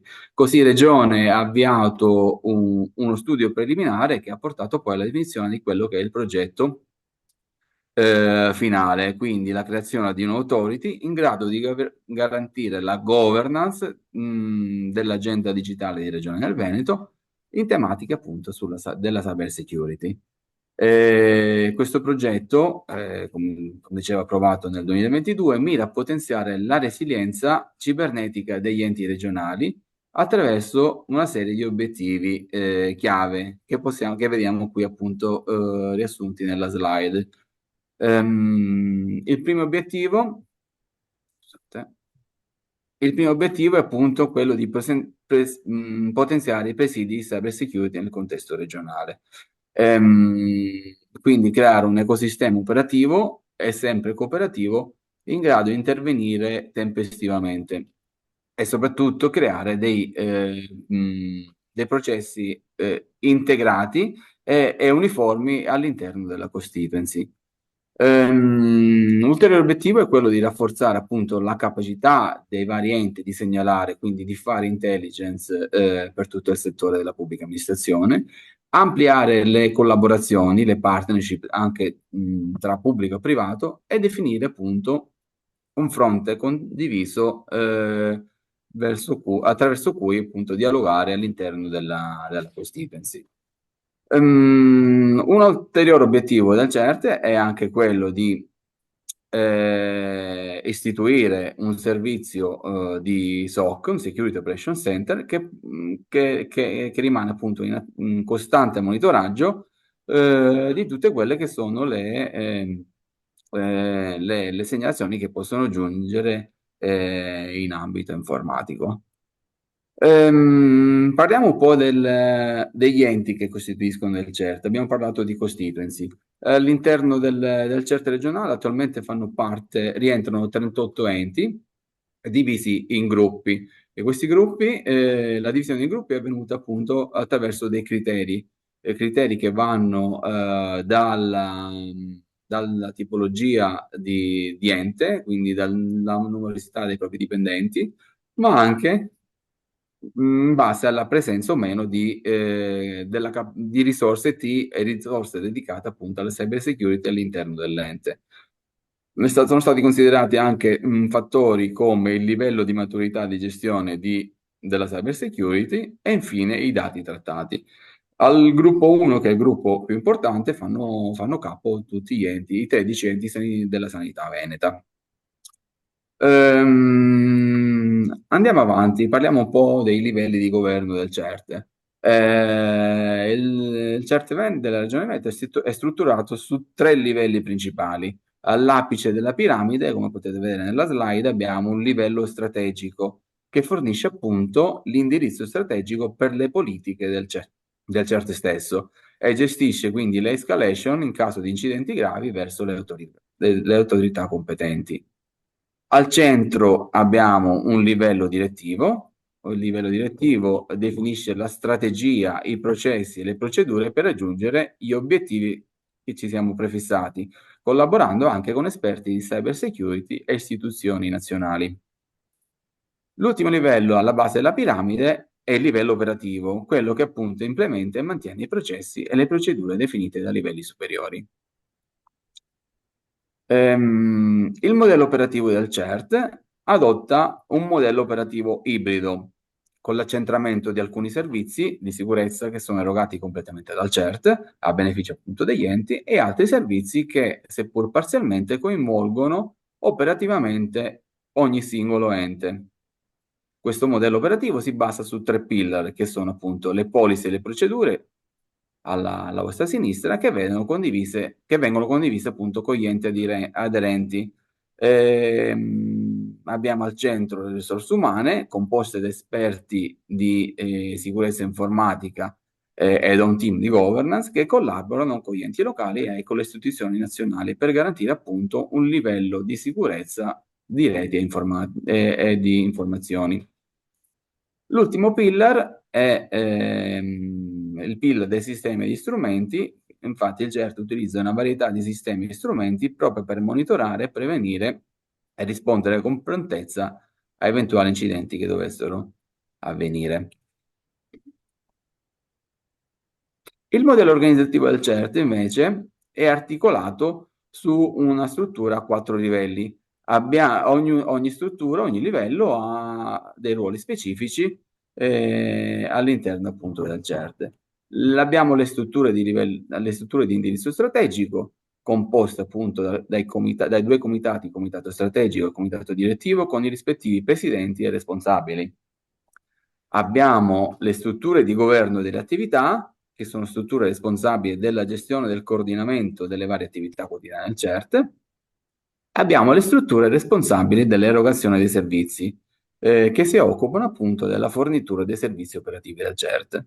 E infine, alla base, abbiamo gli enti aderenti che collaborano con il CERT e operativamente, attraverso i propri referenti di sicurezza, sono i responsabili dell'implementazione e della manutenzione dei processi e delle procedure necessarie alla fruizione dei servizi del CERT stesso.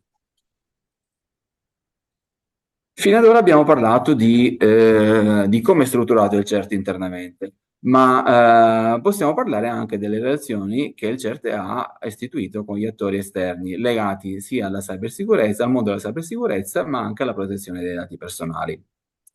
In primis abbiamo una collaborazione diretta con ACN, l'Autorità Nazionale per la Cybersicurezza, che è stata istituita appunto per proteggere gli interessi nazionali nel cyberspazio, per coordinare le attività di prevenzione e mitigazione degli incidenti e per implementare anche la strategia di sicurezza nazionale. Abbiamo rapporti con il garante della privacy per quanto riguarda appunto tutte le tematiche relative alla protezione dei dati, ma anche con le università che svolgono appunto un ruolo cruciale nella ricerca e nell'educazione in materia di tematiche di cybersicurezza. Abbiamo anche delle collaborazioni col CSIRT nazionale, ovvero il CSIRT di ACN, con altri CERT e CSIRT regionali istituiti in territorio italiano, ma anche con CERT e CSIRT internazionali.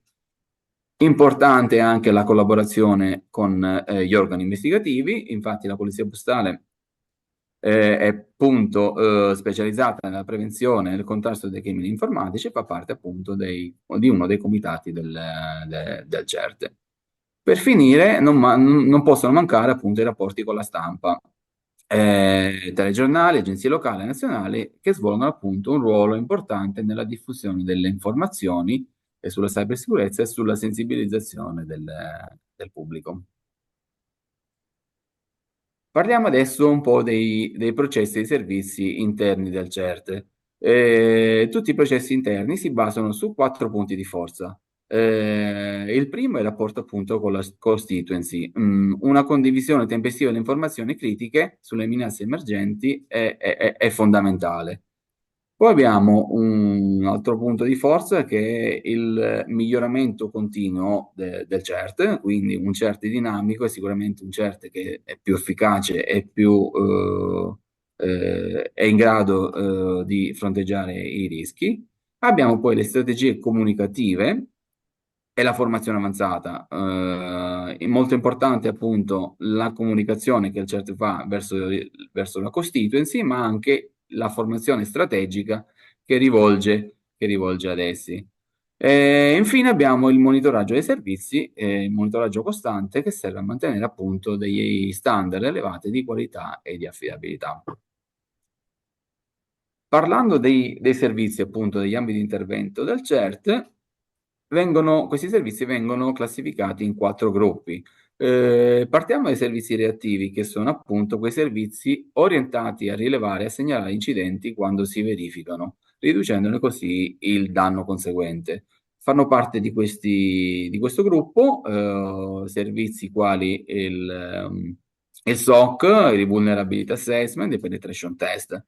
Poi abbiamo servizi proattivi, sono servizi diretti a prevenire l'occorrenza di incidenti, quindi funzionano mediante la condivisione di informazioni e l'utilizzo di strumenti specifici. All'interno di questo servizio, di questo gruppo, abbiamo sicuramente un servizio di Cyber Threat Intelligence, E abbiamo poi il quarto gruppo, la gestione degli artefatti, che prevede delle linee guida per lo sviluppo sicuro del software, che deve rispettare appunto dei requisiti di sicurezza e di design, mediante l'utilizzo anche di strumenti di secure coding, di analisi statica e dinamica del codice. Non possiamo poi non parlare dei servizi di gestione della qualità e della sicurezza, che sono servizi appunto che non sono servizi specifici per la gestione degli incidenti, ma sono dei servizi e delle pratiche necessarie per migliorare la sicurezza generale di un'organizzazione. Rientrano in questo gruppo i servizi come la gestione del rischio, la sensibilizzazione e la formazione, che è indispensabile, come abbiamo più volte detto in questo webinar, per scongiurare eventuali danni. Andiamo avanti sul modello tecnologico. Il modello tecnologico, il CERT utilizza diversi strumenti tecnologici anche avanzati per monitorare e rispondere alle minacce informatiche. Abbiamo sicuramente dei tool di awareness, che sono appunto dei tool che mirano a crescere la consapevolezza delle persone, quindi abbiamo un servizio che si rivolge a tutti i dipendenti della constituency. Abbiamo tool di trouble ticketing e tool di gestione delle vulnerabilità. Abbiamo servizi di threat intelligence, strumenti che continuano, che vanno a scandagliare il web, il dark web alla ricerca di continue minacce. Abbiamo poi, molto importante, il servizio, le security operation, che sono i servizi core del CERT, formati appunto da un SIEM che è uno strumento utile alla raccolta delle informazioni da tutte le fonti e alla correlazione delle stesse. E infine abbiamo poi strumenti dedicati appunto al codice, allo sviluppo del codice sicuro. Questo modello operativo si basa poi su un processo costituito di 3 fasi, proprio necessarie per garantire un'implementazione, una gestione efficace dei vari servizi. Nella prima fase, che è la fase attivazione, abbiamo l'ingaggio dei singoli enti che aderiscono al servizio, la loro valutazione, quindi la declinazione all'interno di un gruppo di appartenenza, e abbiamo tutte quelle attività necessarie appunto e propedeutiche per l'attivazione del servizio, che vanno dalla definizione del perimetro poi alla configurazione iniziale dello stesso. La parte centrale riguarda appunto tutte quelle attività, la parte operativa che riguarda appunto tutte quelle attività necessarie all'attivazione del servizio, che vanno appunto dall'ingaggio alle configurazioni tecniche e ai test prima del rilascio in produzione, e poi l'ultima fase, che è la fase dell'erogazione, quindi quando il servizio è pronto per essere erogato. In questa fase rientra anche la manutenzione del servizio stesso, e questo approccio a 3 fasi ci consente appunto di gestire i servizi in maniera strutturata e sistematica, assicurando quindi che in ogni fase sia completata con successo prima che si passi appunto alla fase successiva. È stato da poco istituito il sito del CERT regionale, vi invito a visitarlo, www.cert.veneto.it, al cui interno potrete trovare un maggior dettaglio di quanto vi ho illustrato. Abbiamo la mission, gli obiettivi del CERT, i servizi che vengono offerti, i contatti nel caso in cui c'è la necessità di essere contattati, e anche la pubblicazione di alcuni link utili e news relativamente alle notizie di interesse, di pubblico interesse, che il CERT spesso approfondisce. Io ho finito con la mia presentazione, vi ringrazio a tutti. Grazie Giuseppe. Passiamo subito la parola a Mario Scortegagna, direttore di Pasubio Tecnologia, Sì, così per il suo intervento. Visti i tempi che stanno stringendo, vabbè, intanto Mario tu puoi proseguire col tuo intervento fino alla sì. fine. Le domande, voi scrivetele tutte sempre in domande e risposte perché si salvano e a questo punto le risponderemo puntualmente e poi le pubblicheremo assieme ai materiali dell'evento, così daremo risposta a tutte le vostre richieste, le troverete nei prossimi giorni. Giuseppe, se puoi togliere la condivisione così può partire Mario. Scusa, non riesco.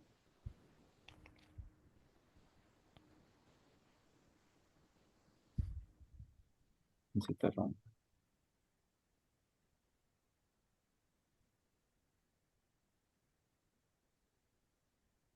Sì, no, dovrei... Non riesco. Eccola qua. Ok, benissimo. Scusate. Intanto ringraziamo l'ingegner Mario Scortegagna che ci parlerà del ruolo che stanno svolgendo come tecnologia sul territorio. Prego Mario. Sì, ecco, una Ecco. breve presentazione della società. Prosubio Tecnologia è una società in house, quindi come abbiamo visto prima è una delle società, uno degli elementi che ricadono sicuramente nella legge 90, ma anche nella NIS 2, motivo per cui abbiamo già fatto le attività che sono state così bene illustrate prima dal dottor Giovanni Rossi. Cosa facciamo? Noi facciamo ICT per la pubblica amministrazione, per le pubbliche amministrazioni locali in particolare, quindi abbiamo 41 soci, che sono tutti enti pubblici, non solo comuni, abbiamo anche IPAB, abbiamo anche polizie locali, tre consorzi di polizie locali, abbiamo unioni montane e abbiamo anche non soci, ma facciamo anche attività per scuole, quindi ne abbiamo un totale di una novantina, un centinaio di enti per i quali facciamo questo tipo di attività. Siamo operatori di telecomunicazioni e il territorio fondamentalmente in cui operiamo è il Vicentino, in particolar modo, motivo per cui siamo nati qui e quindi ci siamo espansi prevalentemente nel Vicentino, però operiamo nel Padovano, in particolar modo nella Federazione dei Comuni del Campo San Pierese, nel Veronese, comuni di San Bonifacio in particolare, poi altri comuni del sud di Verona e anche nella provincia di Rovigo con altri in-house. Abbiamo conseguito nel corso degli anni, ormai è il settimo anno, facevo qualche conto, una serie di certificazioni, in particolare il 27001, dicevo, è il settimo anno di certificazione e quindi abbiamo avuto modo di procedere anticipatamente, secondo quelle che poi sarebbero state le convergenze di quelle che abbiamo sentito, normative e direttive. Non mi soffermo, scusate, a parlare di legge 90 e direttiva NIS 2, in quanto è stato ampiamente illustrato prima. Faccio solo una considerazione una sottolineatura. Nel 2016-17 esce la NIS cosiddetta NIS 1, che si focalizzava prevalentemente nella gestione nelle reti di telecomunicazioni. 2018 entra in attività, viene adottato il GDPR che si focalizza soprattutto sulla protezione di dati e della privacy. Poi c'è stato il censimento delle attività, dei dati delle pubbliche amministrazioni fatto nel 2022, se non ricordo male, da ACN, in cui sono stati classificati i dati in ordinari, critici e strategici e con l'avvento della NIS 2 il focus si è spostato sui servizi, motivo per cui, e secondo il mio avviso, è la spiegazione che ne fanno parte molte più enti e società. Quindi questo è abbastanza importante per capire anche un po' la ratio che ne deriva successivamente la garanzia della continuità dei servizi. Io provocatoriamente, quando racconto questo, dico, una volta non c'erano, adesso ci sono dentro anche i panifici, perché i panifici devono in qualche modo garantire servizio, certamente in una certa dimensione. Protezione dei dati. Siamo passati anzi, parliamo spesso di diritti digitali dei cittadini. In tutto questo è stato un artefice il PNRR che ci sta accompagnando, che ha finanziato molti progetti. Diritti digitali dei cittadini non sempre si accompagna con un uguale diritto digitale di una sicurezza digitale per i cittadini. Quindi abbiamo assistito, anche noi abbiamo partecipato, abbiamo appoggiato progettazione di PNRR. Spesso non si è data la sufficiente importanza, non si è accompagnato con una progettazione anche di cybersicurezza. Le motivazioni sono molteplici, fondamentalmente il fatto che il finanziamento PNRR per la cybersicurezza è stato erogato solo a enti di una certa dimensione. Nella fattispecie, per quanto ci riguarda, noi stiamo seguendo il Comune di Vicenza, che è stato destinatario della misura 1.5, però di fatto ha escluso tutti gli altri enti che seguiamo più piccoli. Quindi sempre diritti digitali del cittadino, diritto all'informazione, diritto all'accesso, rettifica di dati, eh, ma questo deve essere anche accompagnato, evidentemente non sufficiente, sicurezza da chi eroga questi servizi.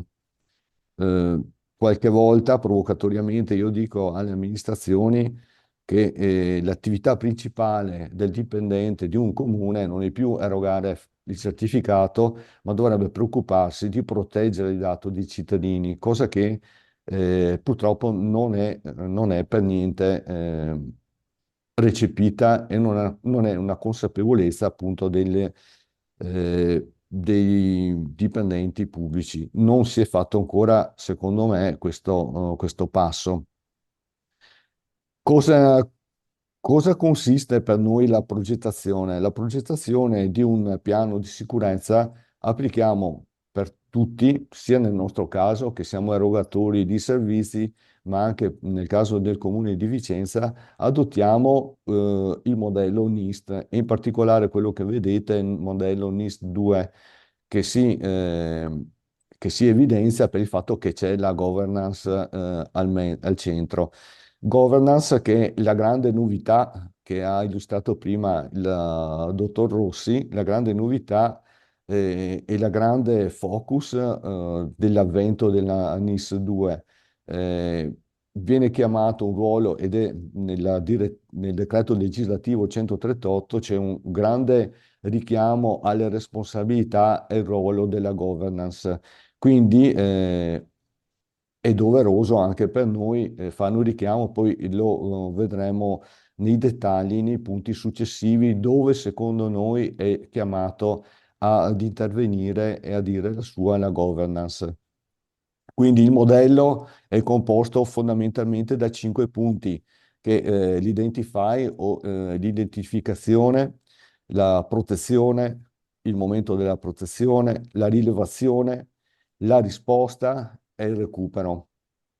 Vediamo come l'abbiamo un po' declinata nei vari momenti. Quindi qui è spiegato esattamente cosa intendiamo come attività, cioè l'identificazione significa sostanzialmente andare a collezionare quali sono gli elementi che sono a rischio o che in qualche modo contribuiscono a creare il rischio, stilare una valutazione di questi rischi e un modello di protezione, quindi adottare piani di protezione che ne vadano a mitigare i rischi o diminuire i rischi.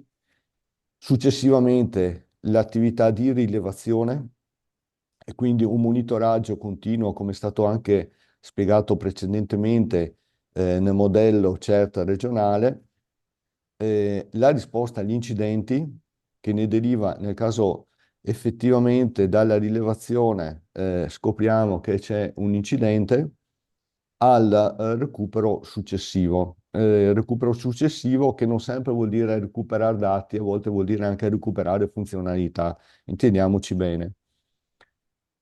Quindi, come ho detto prima, la novità sia del NIST 2, che è stato un po', diciamo, l'ispiratore delle successive implementazioni anche della NIS, della legge 90 e di cui stiamo tuttora parlando, è la governance. La governance per tanti motivi, perché dà la responsabilità, dà la compliance, il finanziamento, dà gli indirizzi e si prende anche la responsabilità. La governance risponde, l'abbiamo visto prima, in prima persona. Quindi, nella fase iniziale, il pillar numero 1, l'identify, cosa serve questo? Serve innanzitutto a contestualizzare il tema che mi è stato assegnato, parlare dell'attività che abbiamo fatto con Vicenza e un di cui di fatto il Comune di Vicenza parte da un contesto che è un'organizzazione strutturata, un'organizzazione molto estesa con un migliaio di postazioni, con una serie di location differenziate, quindi uffici, palazzi distanziati, che ha avuto un suo finanziamento e per il quale è stato intrapreso un cammino, un percorso di innalzamento dell'attuale già ottima postura. Teniamo presente che noi seguiamo anche comuni con 5 dipendenti, con 5 postazioni, non tutti dentro un'unica stanza, ma li differenziamo in un paio di stanze e quindi questo cambia completamente la modalità di approccio. Per questo ne deve essere contestualizzato, per non parlare poi di scuole con le quali collaboriamo, dove la, la difficoltà è quello di contenere gli studenti, sono le classi, sono gli accessi continui, piuttosto che in-house, piuttosto che IPAB, cioè sono contesti che devono tenere conto dell'organizzazione dei locali, degli accessi.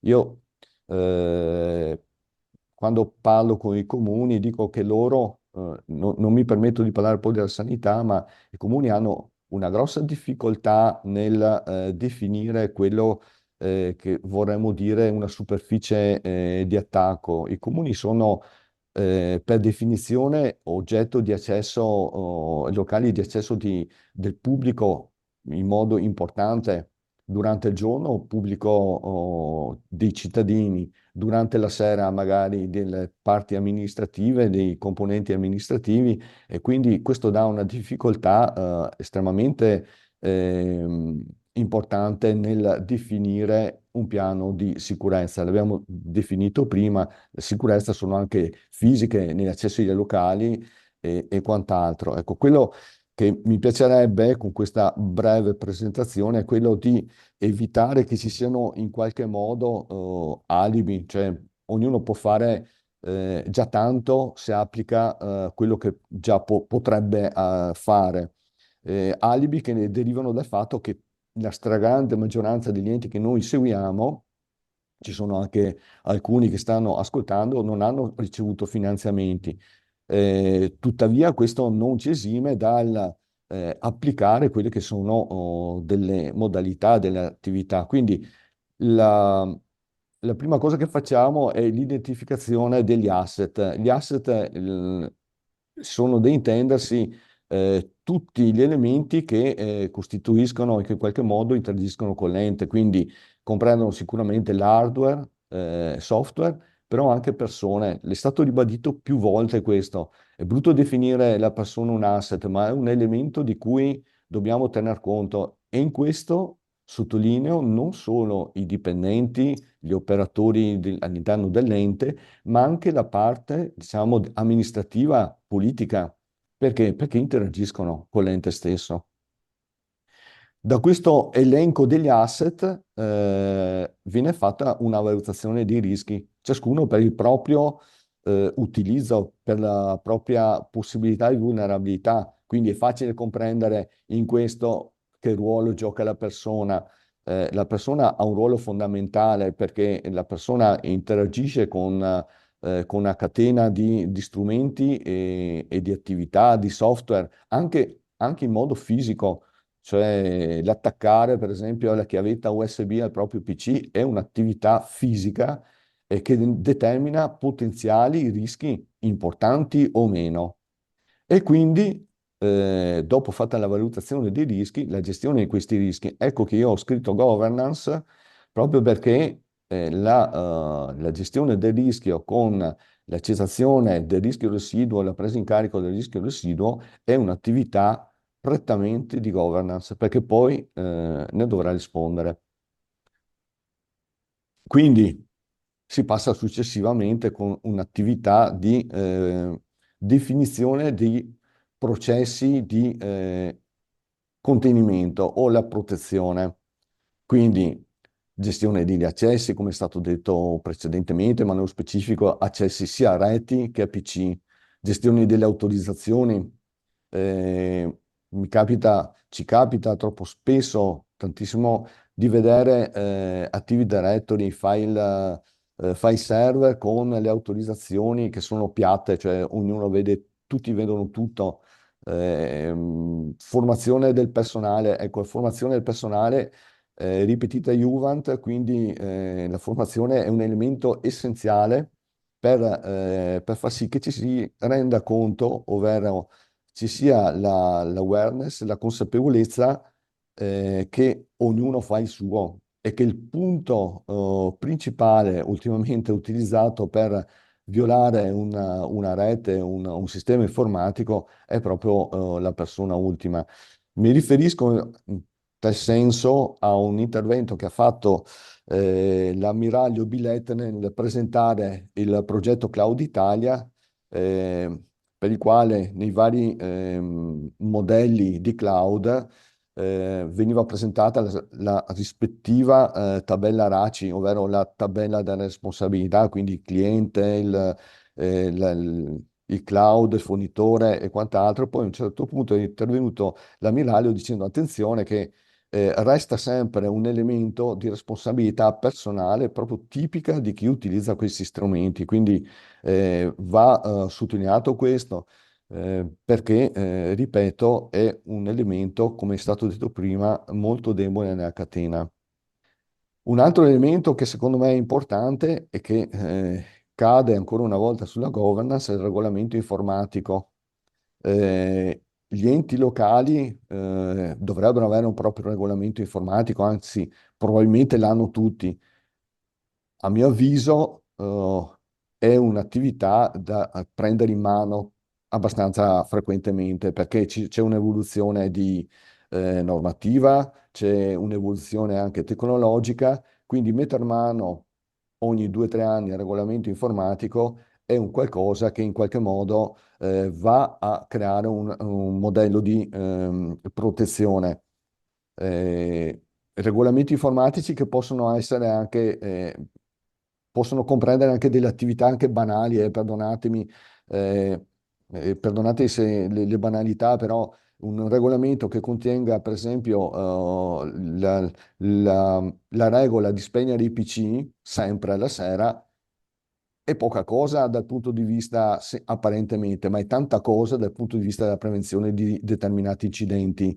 È tanta cosa, soprattutto se analizziamo gli incidenti importanti che vengono sempre perpetrati durante i weekend, durante la notte, proprio perché per dare tempo a chi sta operando di fare il crimine. Regolamenti che potrebbero anche contenere, per esempio, la limitazione dell'utilizzo di chiavette o di supporti rimovibili. Quindi capite benissimo che per fare una cosa del genere non c'è bisogno di un grande investimento o di finanziamenti, c'è bisogno di governance. Procedure di sicurezza, anche qui attività che sono da dirsi sicure il salvare i propri file sul file server, quindi procedure che devono essere però in qualche modo scritte, procedure di sicurezza che riguardano anche attività specifiche dell'operatore, ricadono molto rispetto al regolamento informatico. Io ho scritto procedure di sicurezza in generale perché non sempre ci sono apparati o strumenti a disposizione degli enti, soprattutto gli enti, alcuni degli enti che ci ascoltano, però la procedura fa la differenza. Possiamo avere grandi apparati o strumenti specializzati, ma se non c'è una procedura che ne regolamenta l'utilizzo e la modalità di utilizzo, ecco che viene meno anche la protezione stessa. E poi ho riportato un elemento. Nel 2017 sono state emanate le misure minime per la sicurezza informatica. Sono, ehm, sono piccole regole, sono una banalità che magari conosciamo già tutti quanti, le abbiamo in qualche modo affrontate con gli enti, però sono un grande punto di partenza, a mio avviso. Si va da una misura minima, una misura avanzata e una misura standard, una misura avanzata. Cioè già le applicazioni di queste sono un indicatore, un'indicazione importante per migliorare, per aumentare. Ho portato qui alcuni esempi, no, scusa, sono molto banali, sono molto orientati a quelli che sono i nostri enti soci, clienti, passatemi il termine. Quindi ovviamente firewall antivirus, ok, li troviamo dappertutto. Io direi però facciamo qualcosina in più, accertiamoci che siano monitorati, che siano aggiornati e che siano applicati dappertutto. Cioè, postazioni gli antivirus devono essere installati, ma devono essere anche aggiornati e devono essere installati dappertutto. Privilegi amministrativi. Io ho scritto qui di fianco il tier model di Microsoft, però senza arrivare a modelli avanzati sarebbe già tanta cosa che gli operatori non fossero amministratori del proprio PC, tanta roba. Troppo spesso troviamo enti che magari affidano ci affidano l'attività di informatica e troviamo che sono tutti gli operatori sono amministratori locali. Cioè, questo eh, non è non è corretto, non fa parte delle misure minime di sicurezza e soprattutto dà un segnale, cioè non c'è sufficiente consapevolezza perché un amministratore, i miei amministratori di sistema, normalmente non sono amministratori, cioè devono logarsi con un altro utente, un utente specifico di amministrazione, ma neanche per il proprio PC, proprio per evitare, diciamo, quelli che potrebbero essere degli attacchi fuori contesto, che sono per distrazione, che sono i più efficaci. Dicevo prima, spegnimento dei PC, una banalità, però è già tanta roba. Spegnimento di PC vuol dire che intanto si possono installare, se non c'è un agent, si possono installare gli aggiornamenti. Spegnimento di PC toglie la possibilità a un eventuale attacco di lavorare durante il non presidio. Perimetrare il cablaggio di rete. Questo è un tema che riguarda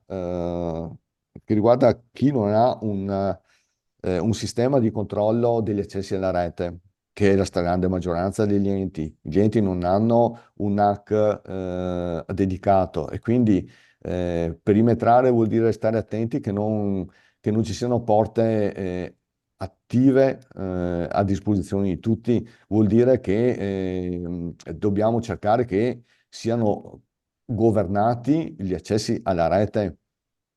E poi ho aggiunto un tema di cui non si è mai parlato neanche prima, la telefonia. La telefonia è un elemento importante come servizio all'interno degli enti, un elemento che viene trascurato spesso, ma che è fatalità, fonte di attacchi anche abbastanza Recentemente, uno dei più recenti di cui sono venuto a conoscenza è proprio un attacco alla telefonia derivante ancora dall'epoca Covid ed è stato perpetrato qualche mese fa durante la remotizzazione dei telefoni nell'epoca Covid, nel lockdown. Sono stati assegnati degli account agli operatori che erano a casa col soft phone e nella fase iniziale sono stati dati da questo operatore degli account standard, cioè 1, 2, 3, 4, 5, da cambiarsi al primo accesso. Ecco che dopo 3-4 anni questi sono stati utilizzati per fare telefonate intercontinentali, niente di grave in sé, però qualche migliaio di euro, disattivazione per qualche tempo di telefoni e questa volta è andata bene perché non ci sono state fughe di informazioni quali rubriche o traffico telefonico, in quanto si sarebbe dovuto andare anche a fare una notifica al garante. E il XIRT ACN, di cui è stato parlato ampiamente prima, dà dei modelli di protezione, dà delle informazioni importanti ed è fonte importantissima per quelle che sono le vulnerabilità che si manifestano quotidianamente di vari apparati. Ecco che se io ho un firewall, come dicevo prima, e l'anno scorso ne abbiamo visto purtroppo fin troppi vulnerabilità di un noto brand di firewall, ecco che io dal XIRT lo prendo e devo applicarlo immediatamente l'aggiornamento la mitigazione di questo. I feed sia OSINT che CLOSINT, però parliamo solo di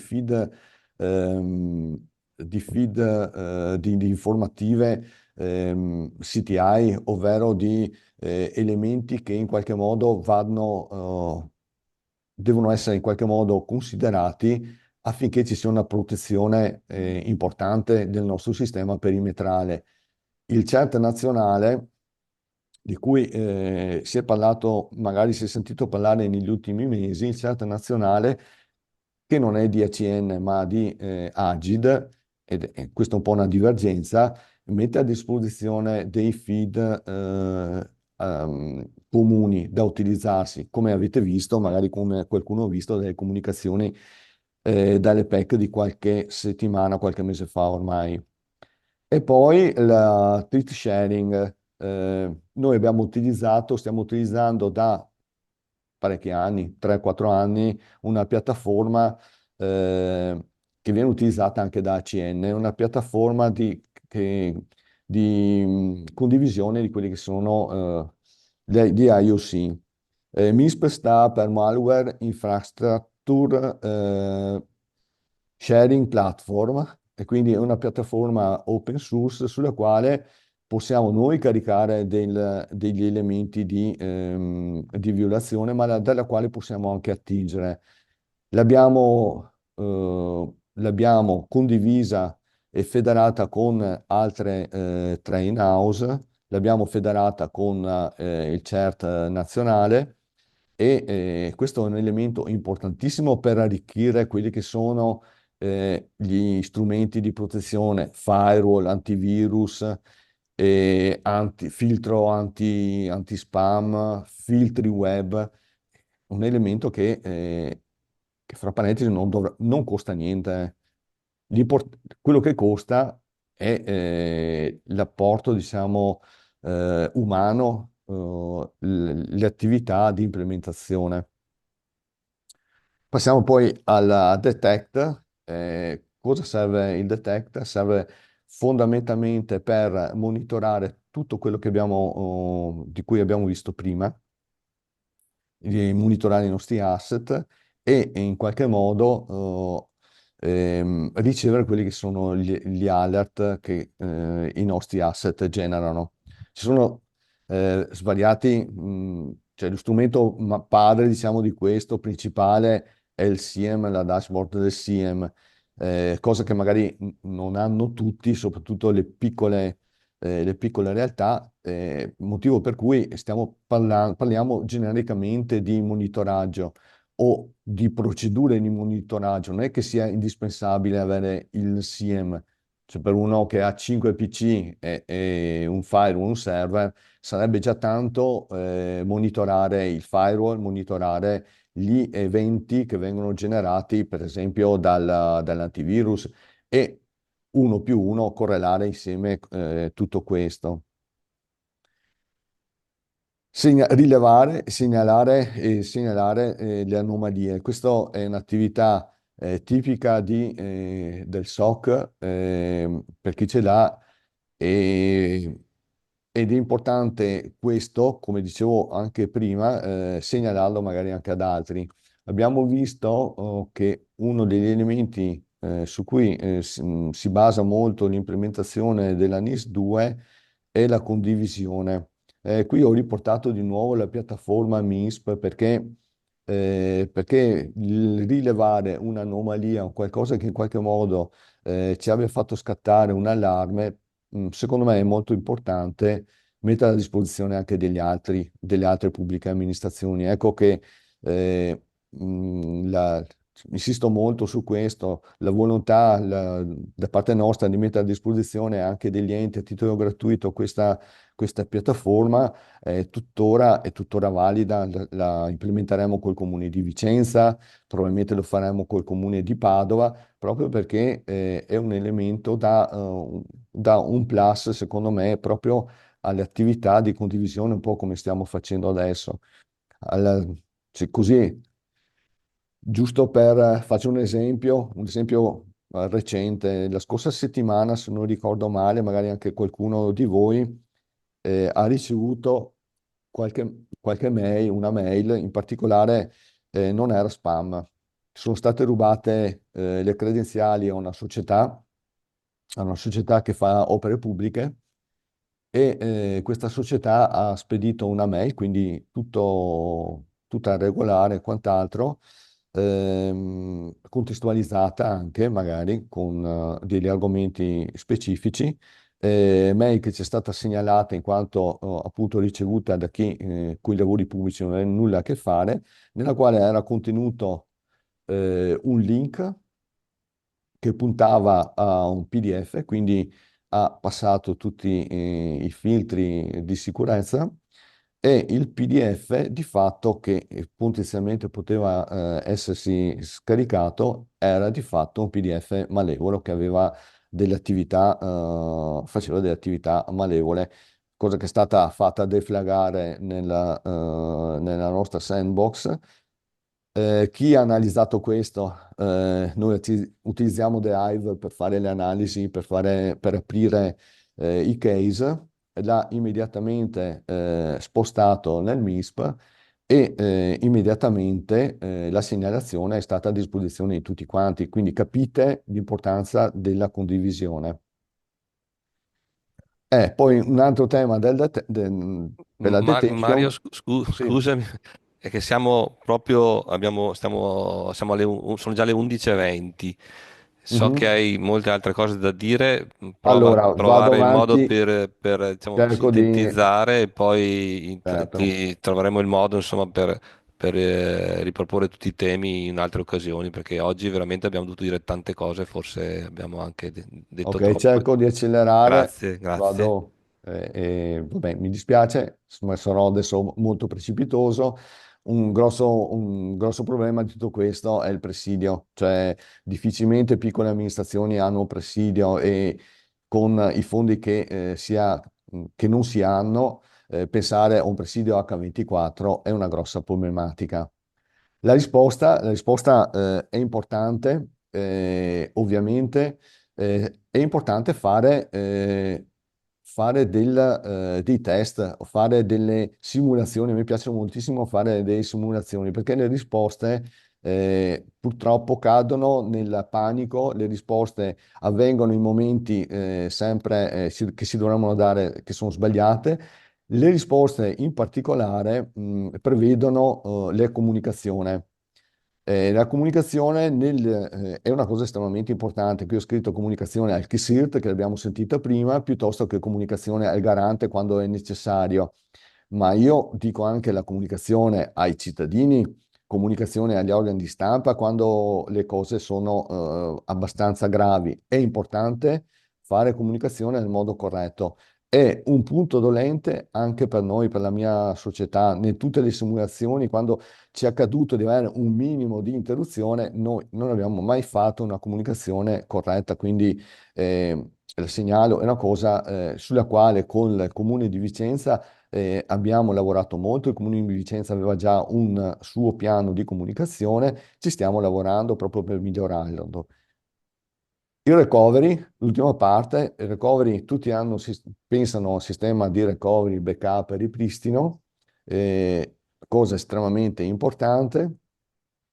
Teniamo presente, come ho detto prima, che il recovery non significa solo ripristinare dati, ma anche ripristinare funzionalità. Strategico in questo sono i tempi di recupero. Quindi, giusto fare i backup, giusto fare i ripristini, facciamo i test di ripristino in modo sistematico, ma facciamo anche delle valutazioni nei tempi di ripristino, perché questi determinano poi la bontà o meno del tutto. Come SAD del della provincia di Vicenza abbiamo anche noi istituito un sito di cybersicurezza, in quanto abbiamo ancora costituito un paio d'anni fa, 2 anni e mezzo fa, un tavolo permanente per la cybersicurezza che sostanzialmente ci sono notizie, ci sono informazioni, ci sono best practice da implementarsi e quant'altro. Basta, ho accelerato e ho finito, quindi Grazie mille Mario, scusaci, ma hai visto che oggi insomma c'era ok, tanta roba da dire. Adesso diamo la parola al direttore Paolo Barichello che conclude con noi la giornata, che è stata molto intensa, e ringraziamo anche tutti quelli che sono rimasti fino alla fine, che per più del 90% è rimasto con noi, quindi vuol dire che insomma tutti gli argomenti trattati sono interessanti. Vediamo se direttore. Mi sentite? Ecco, sì, perfetto. Grazie, allora, grazie Nicola della parola. Bene, allora siamo giunti alla conclusione di questo importante evento, il Safer Internet Day 2025, dedicato alla cybersicurezza per le pubbliche amministrazioni della Regione Veneto. Spero sia stato un incontro, scusate la voce se è un po' giù per un leggero raffreddore, è stato un incontro ricco di spunti, mi pare, che spero possa essere utile, che possa essere utile a tutti per affrontare le sfide che si paventano di fronte all'attuale quadro normativo. Abbiamo visto qualcosa sulla legge 90, sulla direttiva NIS 2 e sulle linee guida dell'Agenzia della cybersicurezza nazionale. Un tema importante su cui dobbiamo fare alcune osservazioni è che noi non gestiamo più sistemi informativi, ma gestiamo superfici digitali che sono fortemente innestate tra pubblica e privata, e questa superficie digitale è fortemente in crescita. Eh, Esempi, per farvelo capire, esempi li sentiamo quotidianamente, non ultimo un attacco tramite WhatsApp banalmente con un PDF che ha praticamente installato un spyware sui dispositivi. Ecco, se nella nostra azienda usiamo dispositivi, peraltro non forniti dall'azienda stessa, ma privati, per poi accedere ai sistemi aziendali, capite che può essere sicuramente un problema. Il ruolo dell'Italia sull'aspetto cyber, ma lo vedete anche voi per le leggi che sono state, per le norme che sono state emesse, è diciamo importante. L'Italia è uno dei primi 3 paesi che finanziano il centro di competenza europeo per la cybersicurezza. Un tema, e siamo appunto qui, ed è anche il motivo per cui siamo tutti qui, un tema importante da affrontare è la carenza delle competenze digitali. Il Paese ha una carenza di competenze digitali che è stimata essere circa pari al 50% della popolazione. Ecco che allora l'evento che abbiamo qui realizzato è appunto all'interno della campagna dello sviluppo delle competenze digitali e delle iniziative previste dalla misura 172 del PNRR. Quindi capite bene come, come sia importante andare a fare comunicazione e informazione per migliorare appunto le competenze digitali. Quindi avete visto un po' tutto il quadro normativo, avete visto quante cose bisognerebbe rispettare, forse anche troppe per quanto siano le capacità di alcuni di noi. Eh, Dobbiamo praticamente fare riferimento alle linee guida della CN, al framework nazionale per la cybersicurezza, alla data protection, alle misure minime di ADI e così via. Quindi dobbiamo riuscire a navigare all'interno di questo mare di norme. Peraltro vi invito a leggervi anche le linee guida della legge 90 per chi è soggetto alla legge 90, perché ha circa 26, no, esattamente 26 misure minime di base da applicare e speriamo che la determina ACN che uscirà ad aprile, relative invece agli obblighi di base, quindi alle misure minime di base, si vada a sovrapporre o quantomeno colga queste misure minime in modo tale che non abbiamo 26 più altre misure minime di ACN da applicare. Infine, vorrei citare il fatto del CERT regionale quale nostra iniziativa per offrire un network, una rete che possa creare ovviamente sinergia, che possa agevolare la diffusione delle informazioni e incentivare l'applicazione di processi standard e comuni. Scordegani parlava di condivisione anche ed è appunto un tema del CERT, quello di condividere sicuramente informazioni, di condividere anche tramite soluzioni di HyperSOC e quindi anche adozione di MISP, condividere anche segnalazioni e minacce che possono essere attuate verso un ente e quindi di renderlo comune a tutti gli altri enti. Il CERT, oltre a fare questa tipologia di azione, quindi di diffusione di informazioni e incentivare gli standard, offre anche servizi SOC, SIEM, Threat Intelligence e soprattutto, cosa molto importante, visto che ho citato le competenze digitali, l'aspetto cosiddetto che viene detto nella cyber awareness, ma di fatto è dare la consapevolezza ai nostri utenti che utilizzano i nostri servizi, dare la consapevolezza di che cosa sia l'igiene informatica, cioè riuscire ad applicare quelle regole, quelle regole personali sui propri dispositivi, sui propri software, in modo tale che la minaccia sia ridotta. Perché sicuramente le minacce arrivano dagli hacker esterni, ma molto spesso le minacce arrivano da quella che era la nostra realtà interna.